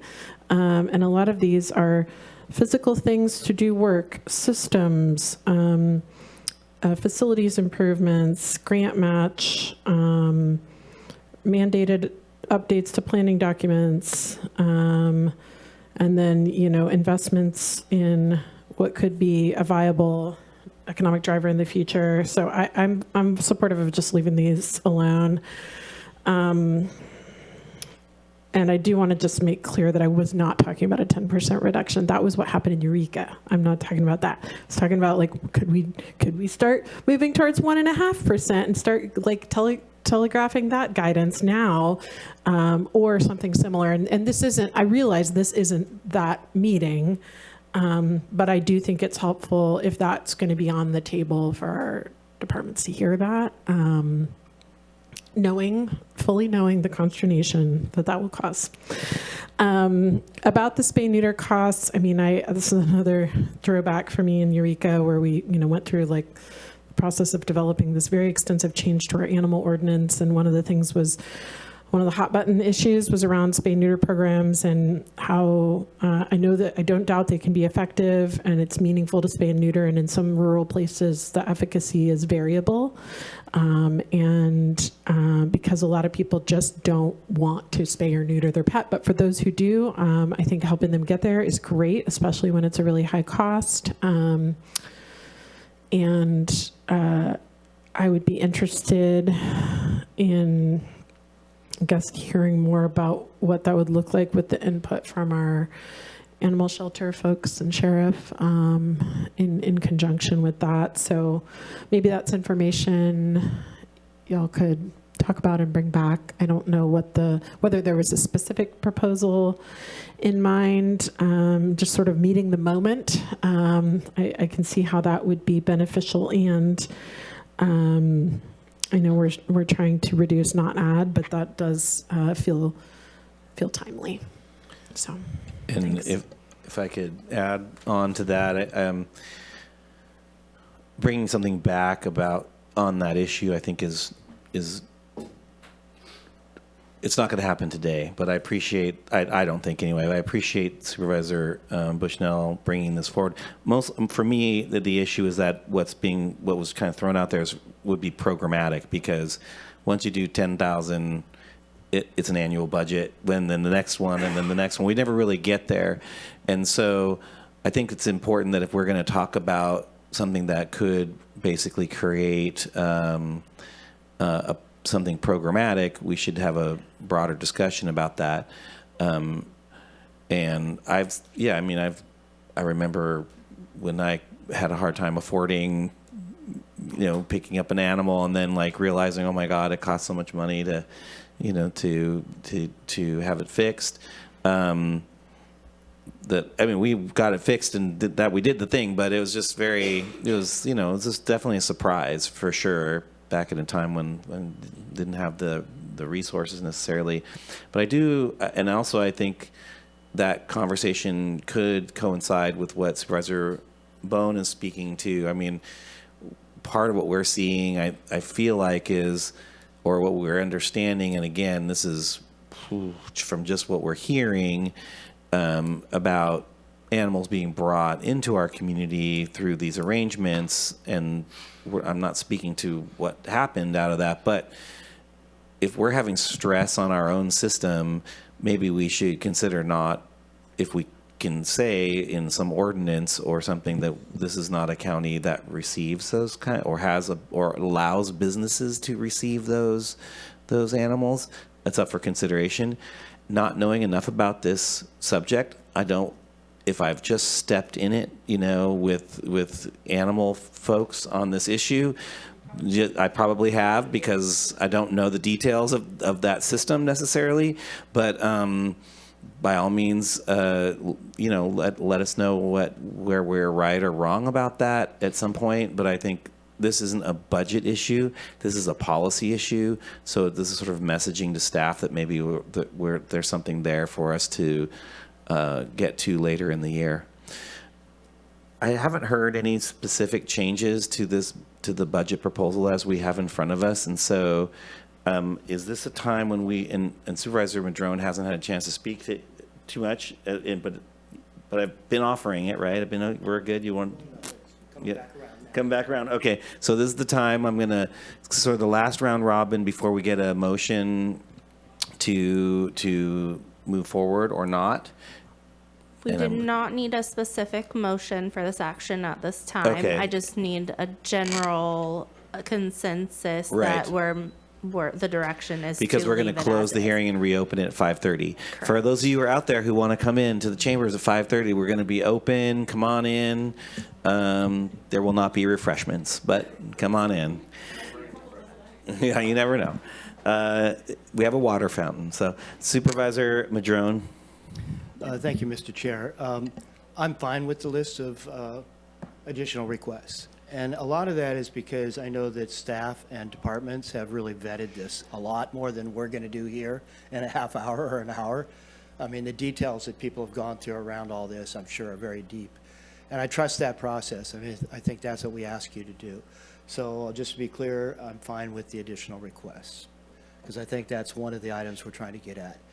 I also want to thank Supervisor Bushnell for her comments on animals. Thank you. It's a conversation that's long overdue. I absolutely would support not allowing animals coming in from out of the county. We already have enough. We're overwhelmed, which is partly why a lot of things happened. And it's not excusing it. It's not okay. But I like what you're talking about, of getting to the root of the problem, and that is helping people spay and neuter. Not everybody's going to do it, but if we can get 3/4 of it getting done because it's a money barrier, I'm all for it. And, I hope we can try and have staff work with us to figure out a pathway forward for that. So thank you for bringing that forward. We've asked a lot of the departments. We've asked a lot of our staff. We're asking a lot of this board. But it's the community also that helps us balance this budget. And I'm going to say it again. I've said it many times. Shopping local has never been more important. And it probably doesn't get said enough. And I don't think a lot of people really understood the relationship between shopping online and the loss of the sales tax that represented. Yes, Amazon would bring in property tax improvements to the airport business park, but it will not change the fact that we get none of those sales taxes. It doesn't qualify. It's not a fulfillment center. As far as jobs are concerned, robotics will take that over. So, okay, there's property tax. But I think the community is looking for more than that. We'll see. There's a planning commission hearing that'll happen later this year and all that kind of stuff. The other thing about increasing, so shopping local increases our revenues. You want to help fill out the budget, so we're not looking at a 10% across the table reductions or other horrible things in service, removal and stuff, then shop local. Figure out a way to make that happen. And I know people complain, well, there aren't the, options to get a lot of things. And that's true. And it will become even more true if we keep shopping online. You want to see that get worse and worse? Carry on. The other one is STRs. We've created an ordinance around our short-term rentals, but I'm getting calls on a regular basis from constituents who have gone through the permitting process, right? They went in, they got a permit to do their short-term rental, and they're paying annual transient occupancy taxes. It's collected by Airbnb or VRBO, and we get one check from them. We have no idea who's paying and who's not paying. And the only way that unpermitted STRs are even found out about is if a neighbor complains and then somebody digs in and figures that out. Otherwise, we have no idea. And there are hundreds of thousands of dollars of lost revenues, probably if you know, recognize what one rental brings in terms of money, and that there are many, many out there. I can't even put a number on it, but I know we know they exist, and we're not getting that money. So we need to tighten that system up and get that revenue. So, you know, it's all about reducing expenses, but it's also about increasing revenues, right? A budget is both those things, so we need to do that. Lastly, and I'm not going to say any more about this today, about the flock cameras, I'm not trying to be an absolutist. I'm not. You know, if you look at what's going on, all I did was put an agenda item together with some help, and we had a community hearing on that, engagement, and the community spoke out very strongly. Yeah, maybe it was only 50 out of 150,000 people, but 50 coming to a hearing is a lot of people. And only 2 people spoke in favor of flock, and 50 people, either by email or in comments, said, no, thank you. If we were a city, it would already be done. We would already say no to the flock cameras. Eureka did that. They never even went there. They stopped it before it happened. And the vast movement across this country to eliminate flock is from the cities. Why? Because the chief of police is an employee, and they can direct that. Whereas we have a constitutional sheriff, which we're reminded of a lot, and we can't direct that. And we're told, but you do control the budget. But even when we try to control that budget, we're told, well, if you did that, then I'll speak with my legal representatives. And I mean, really, we're going to spend 50 or 100 grand fighting over a $21,000 budget item and ruining public trust in the process, which is a very important tool, more important than flock cameras in my mind. So I just want to be clear. I don't think I'm trying to be absolutist. I do think the sheriff is being absolutist in his, you know, refusal to see public opinion on flock cameras and to respond to that. But regardless, it's a small amount of the budget. And it is a tool, but so are body-worn cameras, which were brought up that day. So are tasers and beanbag shotguns and batons and all these other things. They're all tools. But, you know, completing the process of protecting the public trust is the most important tool of all. So that's the last I'm going to say about that. I just wanted to be clear. I do not, maybe some of you do, but I don't see myself as being absolutist on this. I have strong feelings on it. That's pretty clear. So that's really all I have. Look forward to how this process works its way out. Supervisor Bushnell. Thank you. Can someone clear up, are we a majority or 4/5 voting today? Today is always a majority vote. It's the adopted budget that is 4/5 if your board directs us to incorporate changes into the adopted budget. An option for your board, should we not be able to obtain 4/5 vote, would be to just move forward with the recommended budget as is. Do I have that correct, Natalie? So I want to, so let me just put out a scenario for you, because I put myself in the camp in terms of like the request to remove that line item. I'm just going to speak to the flock cameras right now. That there's other things that were said that have all kinds of issues around it, but on that. So we had, at that point there was 2 votes to remove that line item from the budget. If a third vote, just say another supervisor wants to join that vote to remove that, we could do that with 3/5 vote, but the final budget would have to come back as a 4/5 majority, correct? Correct. Okay. All right. So I'm going to put it forward that if anyone wants to do that today, let us know, because that may or may not impact how we move forward, because I'm not going to ask for another vote on it unless I know there's somebody else that's interested in taking that stand. So, Supervisor Bushnell. I'm kind of unclear what you're saying. I'm saying if I hear from another supervisor that you're willing to remove the $22,000 from the budget for flock and vote on that in this moment out of the budget, we can do that. I'm not gonna run us through that vote again unless I feel like there's a chance that it's actually gonna get over the line. And then you're then you're saying if you get a majority vote to remove that today, then on Thursday, you're hopeful to get a 4/5, right? Yeah.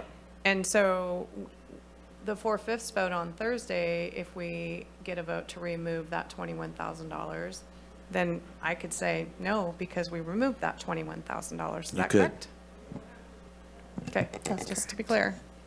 That's absolutely right. It works in all kinds of directions. Just this is what we're doing. We're legislating at the dais. That's how it works. Supervisor Roya. Seeing the math here, I don't think the math will math. If we move forward with that, it seems apparent that we won't get a vote to pass our entire county budget. So I'm not going to entertain that today. And I think it's I get that it's a statement of values, and I also don't think it affects the desired outcome the way that other actions could. Okay. Well, I just wanted to put it on the floor, make sure everyone knows our process. Fine. I am fine, even though I don't like that line item. I will join any 4/5 majority to move forward with this budget, and we'll work on policy. Otherwise, it's just the way it is. But we all have our differences on that, and I'm totally okay with that. Supervisor Bushnell. Thank you. And I spoke with Jessica earlier about this. I'm not going to be voting for this budget as well if we do not address the deficit spending and have a plan between now and next fiscal year. Okay. Do you want that? You're not expecting that plan today, right? You're expecting some sort of instruction to staff to bring us back a plan. Yep. Is that what you're asking? Okay, that seems not unreasonable. Plans are good. We like that. Supervisor Madrone. Well, Rex is over here making comments that he's not going to be here Thursday, and I just thought he might want to address the board. I'm not sure. Yeah, well, I just hear you saying.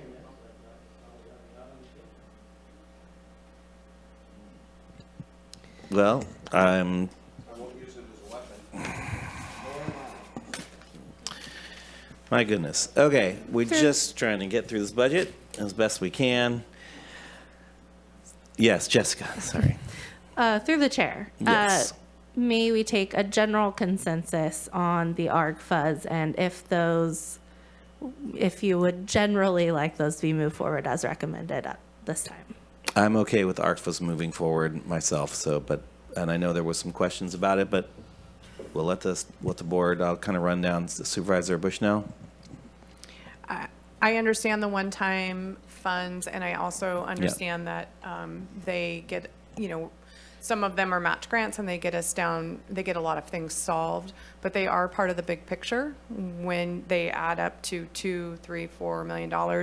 And when you said to departments that you had a $250,000 maximum, and then they requested $250,000 individually 3 or 4 times, I don't think that's what was intended, but that's what we got. So I do think that departments are trying to get things fixed, and I understand that. And I think one-time funds one-time requests are better than ongoing requests, obviously.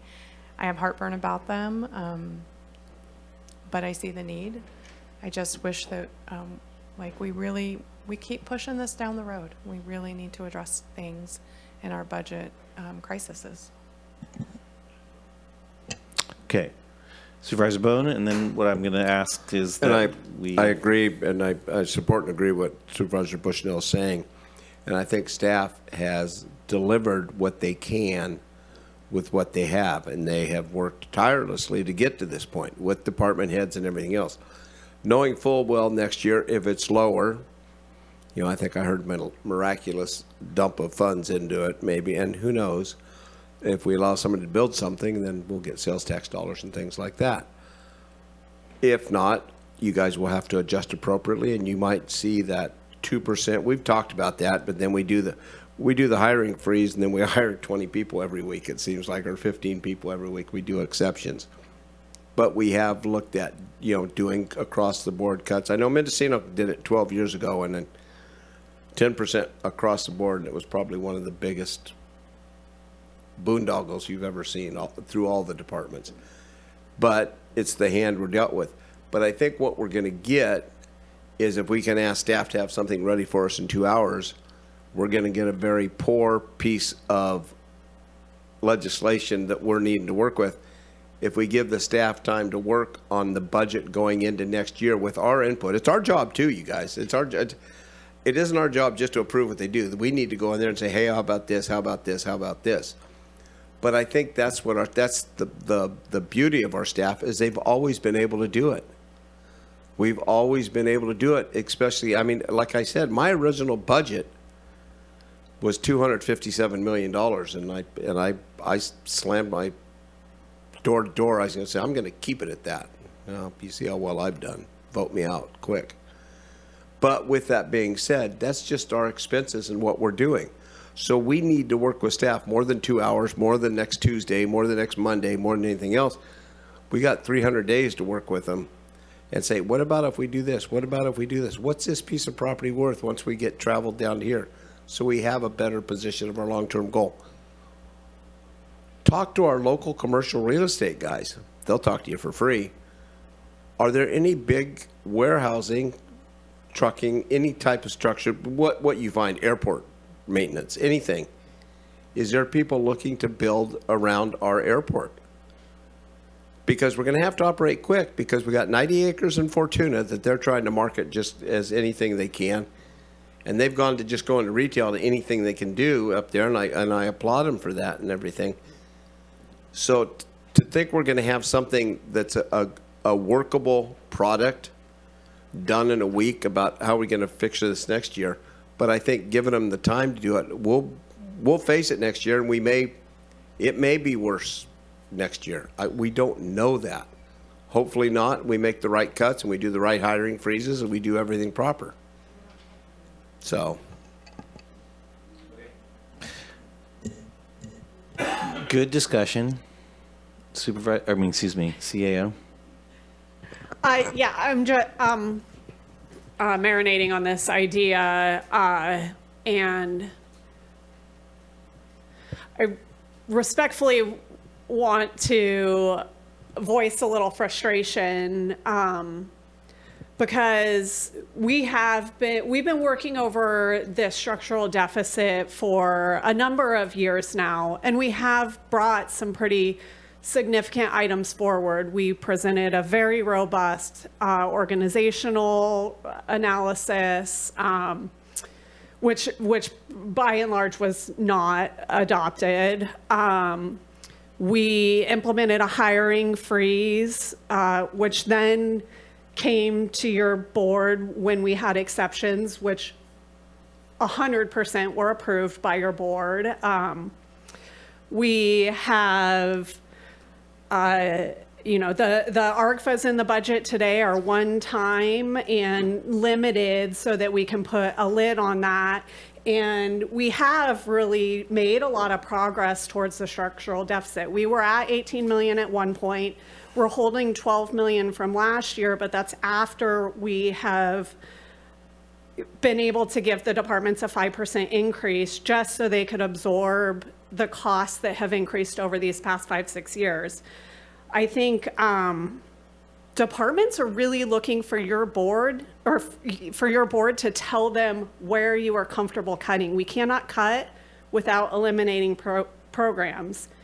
And yet we're having this conversation right now while also proposing program expansion at the same time. So I think from our perspective, we're really struggling to know what the palette is for your board and where you are comfortable making cuts. And so, your board needs to give us better guidance on how to do that in a way that you can swallow it and implement it and stick by it. I think my recommendation would be to adopt the budget as recommended to you today and to give us instruction to continue working through this for the next budget cycle.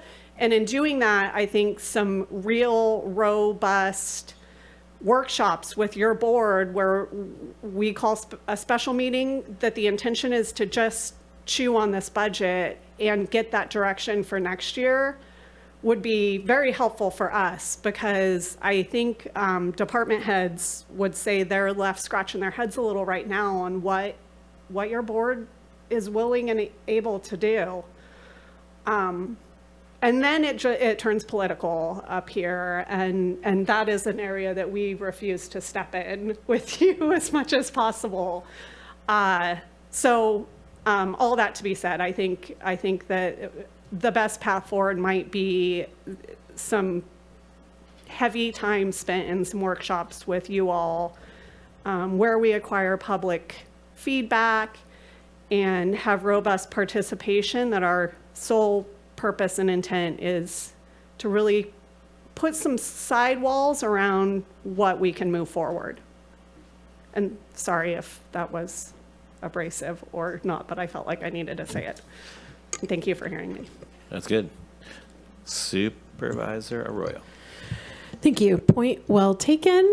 I appreciate that very much. And I think, everyone has submitted both the additional requests and their budget proposals as we have provided the sideboards. And this is what we asked and instructed based on your recommendations kind of throughout the year. So I am perfectly content with that recommendation to, what's the requested motion? No motion, we're just. There's direction to continue onward. Yes. But I also agree with the idea of having some community engagement. And I think at our last meeting, I mentioned, potentially, and I know there's an expense associated with this, but, potentially utilizing something like statistically significant polling or something to help get additional input from people that just can't make it to public meetings in the middle of the day, to help us guide some of the difficult decisions ahead. But I agree that having some time dedicated to that makes sense. And the reality is that it's hard to conceptualize abstract things for us. And then when we get these proposals and we're like, aha, $20,000, we think we could do that cheaper. Then we get into the details of what that might look like. And it's understandable. It's very, I feel like it's a very human response to seeing the real proposals versus the conceptual ideas. So I would be interested also in having another crack at that organizational set of recommendations that were the bigger ones that were made before, so that we can take another look at those. Okay, so I think we're getting close to where we can say that right now there's no substantive changes to the budget as proposed. We can then close, or not close, what is it, suspend, what is this? We'll continue this hearing to 5:30.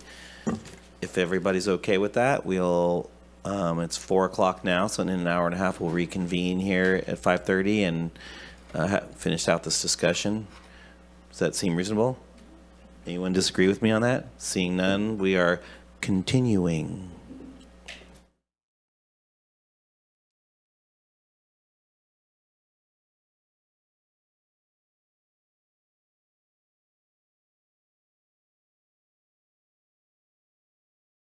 Standing room only.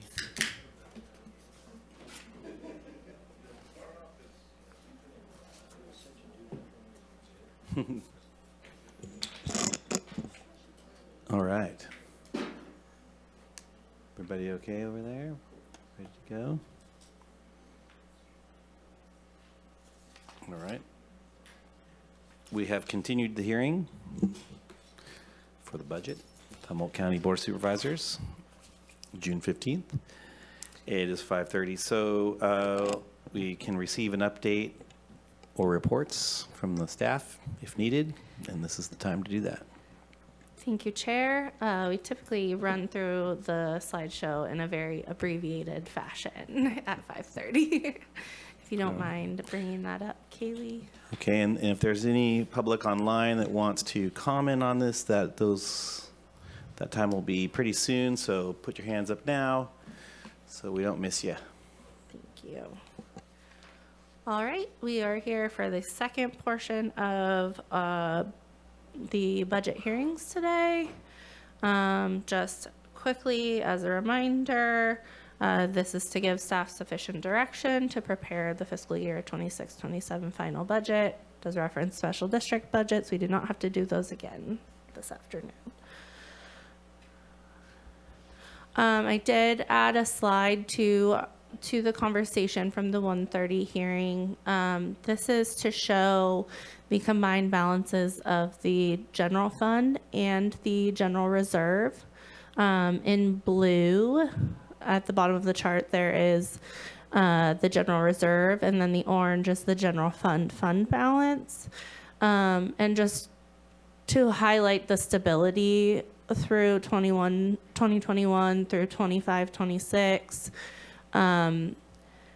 to highlight those savings and that your board has made those targeted investments in the general reserve, which has allowed us to maintain relatively stable balances. And while it looks like a steep decline in 26-27, it is estimated that there will be savings similar to what there has been in the prior years. And just to show the growth that from your board's investments in the general reserve and how those help our overall picture in the general fund. Hopefully that brings some clarity there.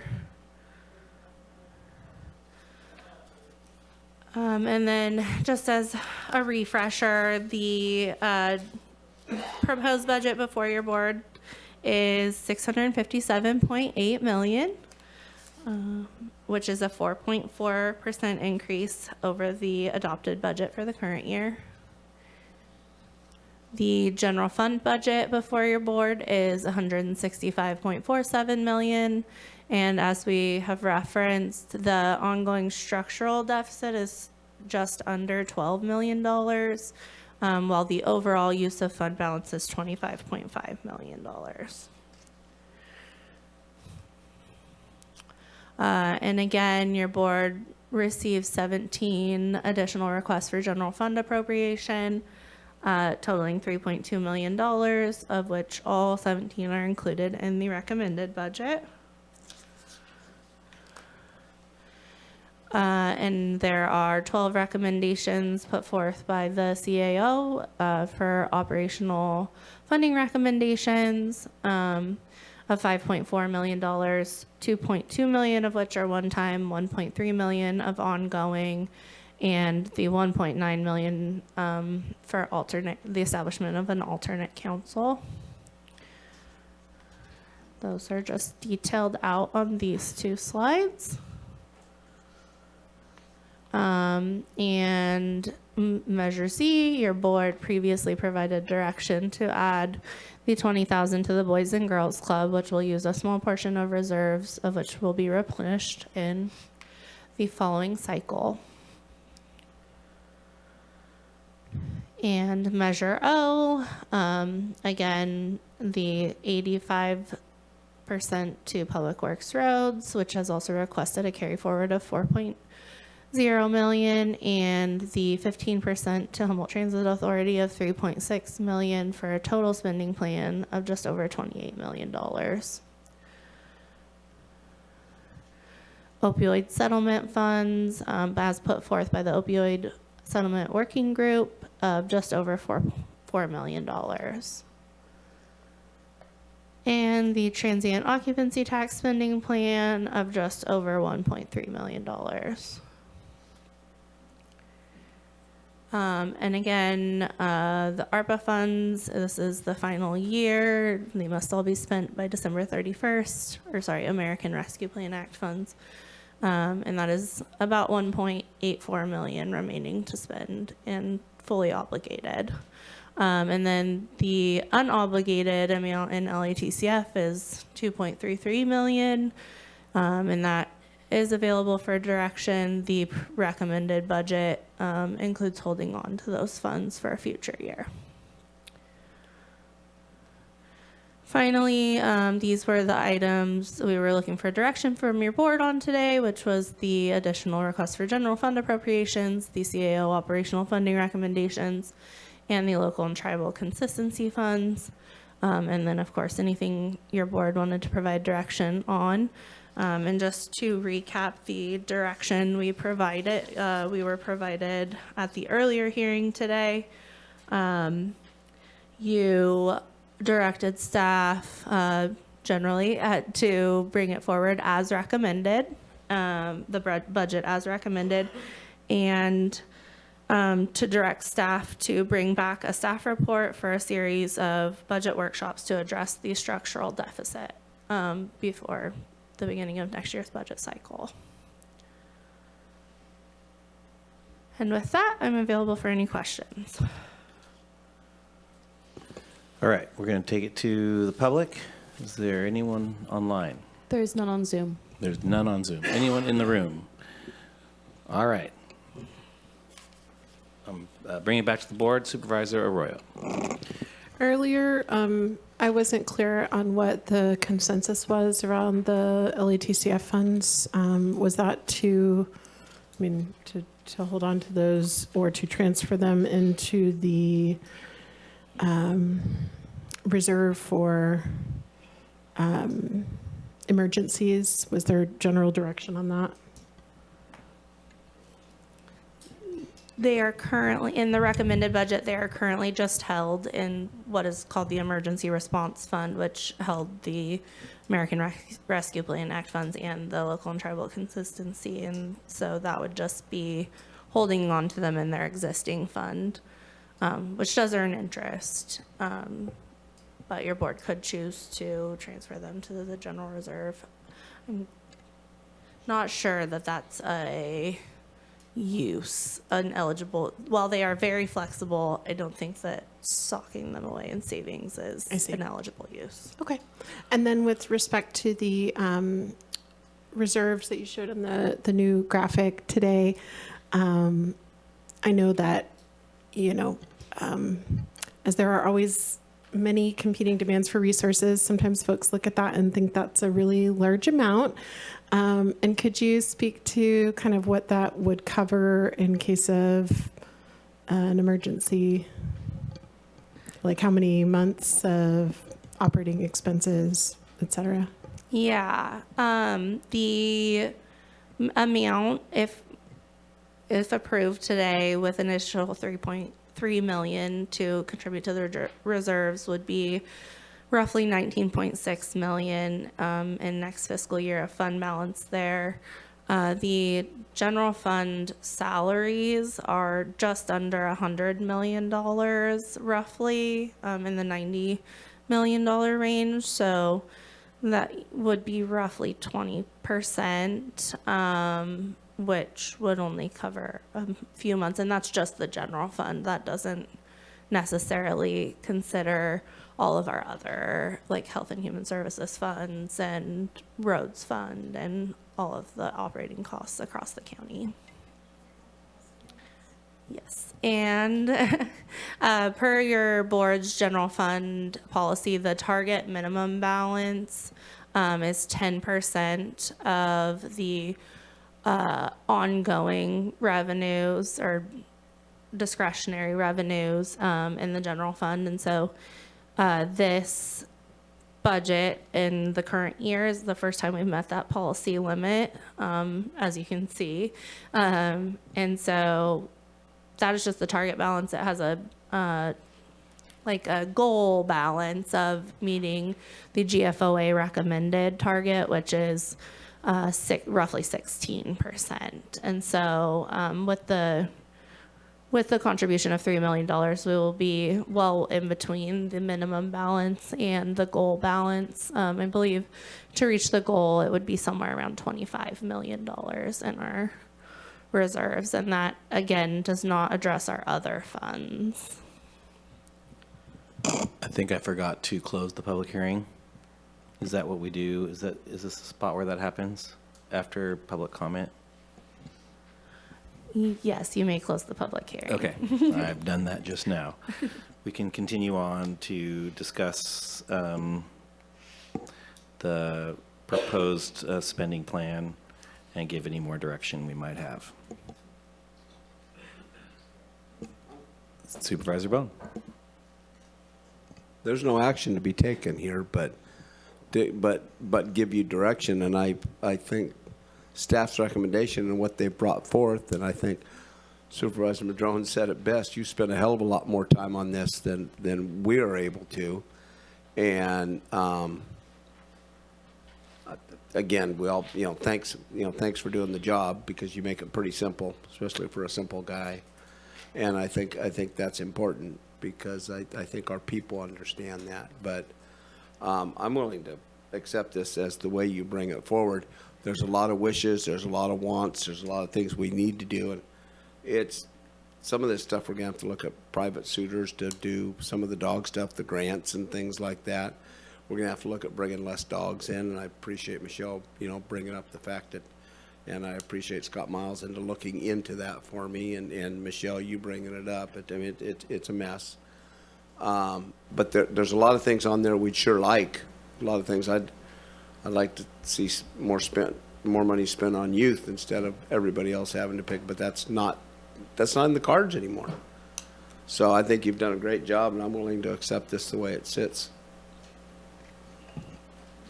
Is it a general consensus, or is there any more discussion? Supervisor Bushnell? So do we just continue this until Thursday? Is that, or do we vote? I do think we vote tonight, right?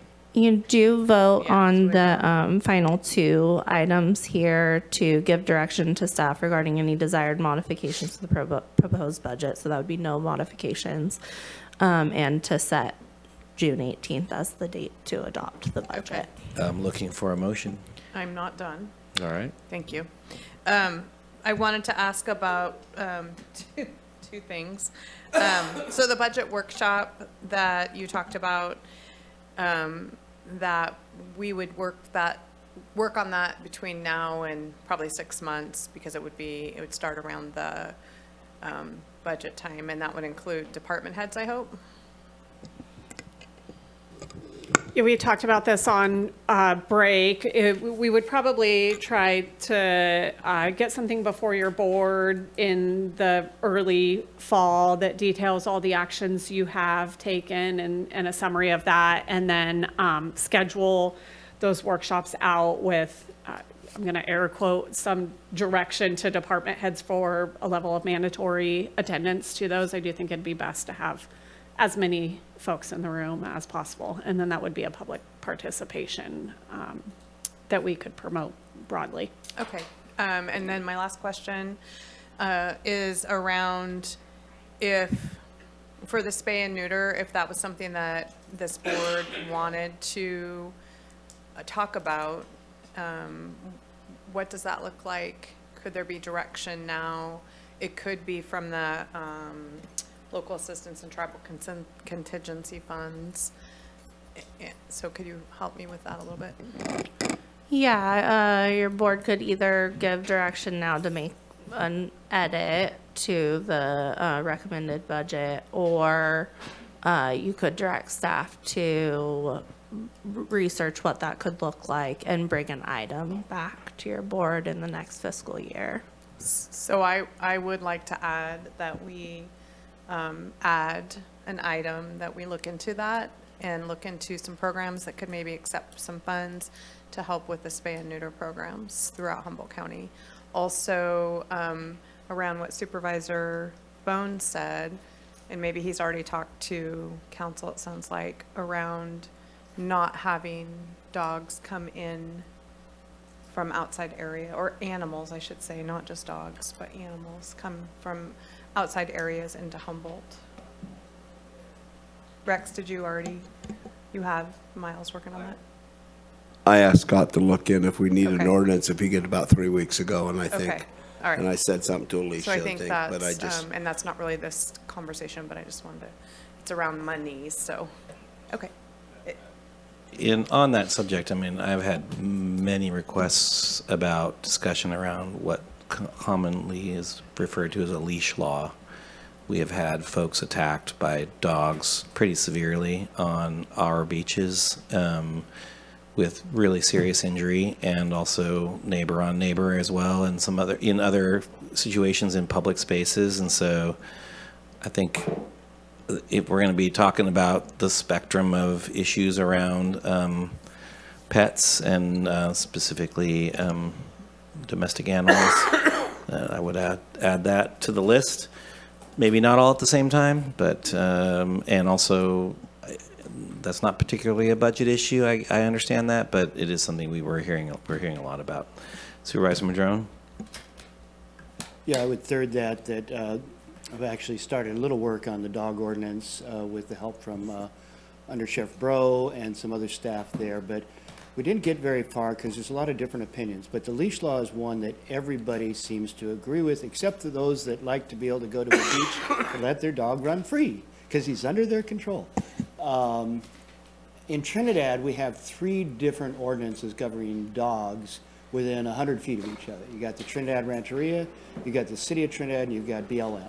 And they all have different ordinances. So we've been trying to see if we could bring those 3 together somehow.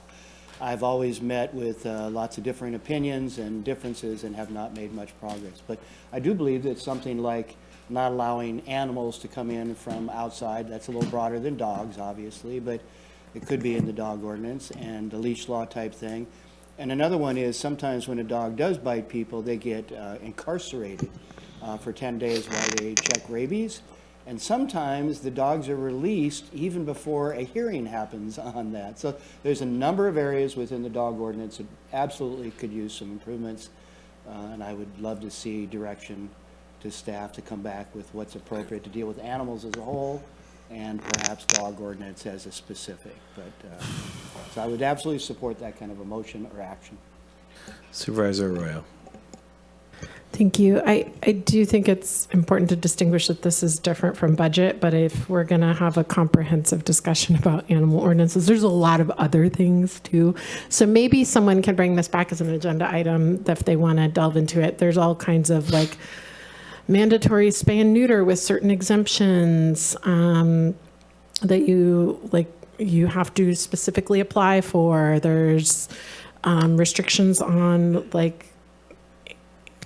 how many animals you can have in a small place. There's leash laws. There's mandatory vaccination programs. I mean, there's a whole gamut of things that you can do around animal control if we want to get pretty prescriptive about it. And I will just say it's like been down this road before, and I'm willing to go down it again, but it is a hot button issue, and we got to be prepared for many, many, many opinions, and just to take our time with the process. And there are reasons why we might not want to wholly limit animals coming into the community, because sometimes it can get a little retaliatory where animals can't go out of the community as easily too. And so it's just a whole thing.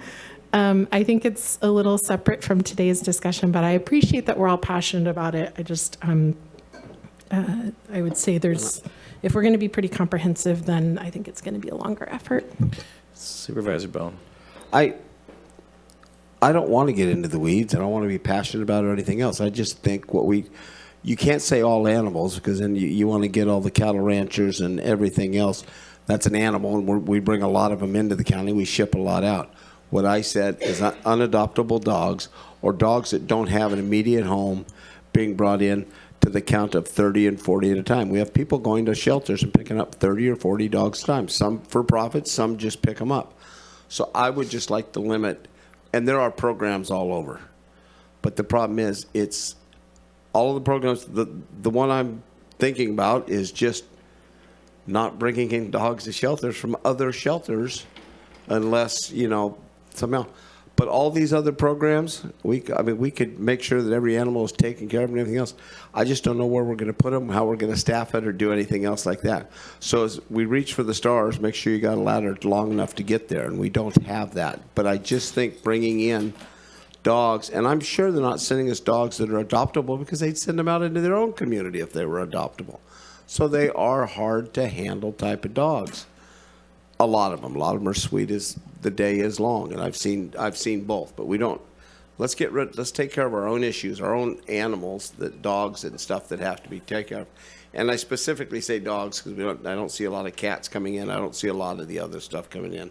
It's dogs that are the issue and the issue we're facing. So I apologize, whatever role I had in expanding this conversation to this subject matter.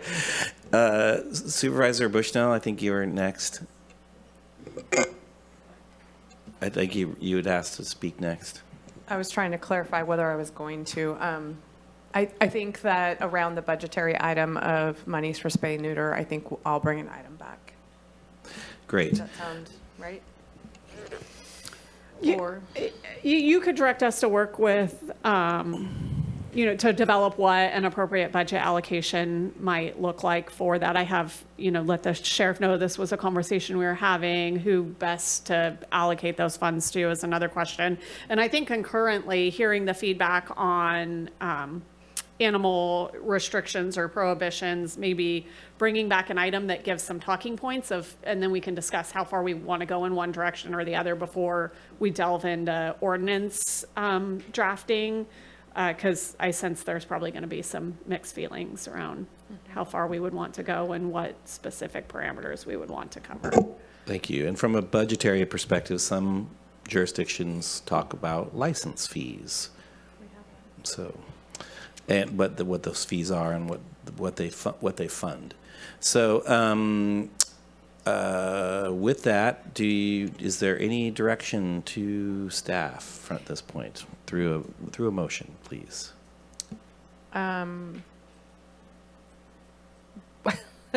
So I guess it would be to, is it to move it to the 18th with the direction of the two other items? To continue it till the 18th? Sorry.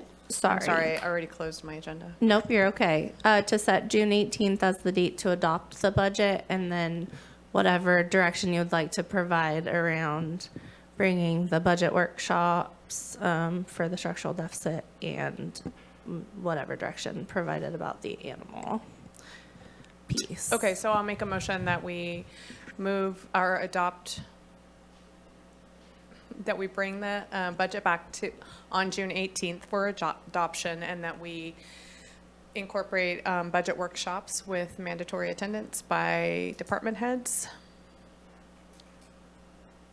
to work on next year's structural deficit, and that we direct staff to work with, I guess it would be the animal shelter or the Sheriff Hansel, to what it would look like for some spay and neuter funds. I'll second that, and I do have a question with respect to the 18th. Can we all be there? I think we all need to be at this budget to make it go. If we have to pick a new date, now would be a good time. Before we make a motion saying that that's the date to adopt the budget. I think we're good. Okay. Yep. Great. I'm just asking because it came up before. All right. All good. We have a motion and a second. Is there any further discussion? Yeah, and then we will go to roll call vote. I'm a little confused. There's been several times where you said we would be approving the budget tonight, but finalizing that approval on Thursday. I didn't hear anything in this motion about approving this budget. Maybe that's a separate motion. I don't know, but I thought that was one of the directions we were given. To clarify, you have already approved the recommended budget at the proposed as recommended. This is just At the last meeting? Yeah, this is just to direct us to bring it back for final adoption of it as recommended.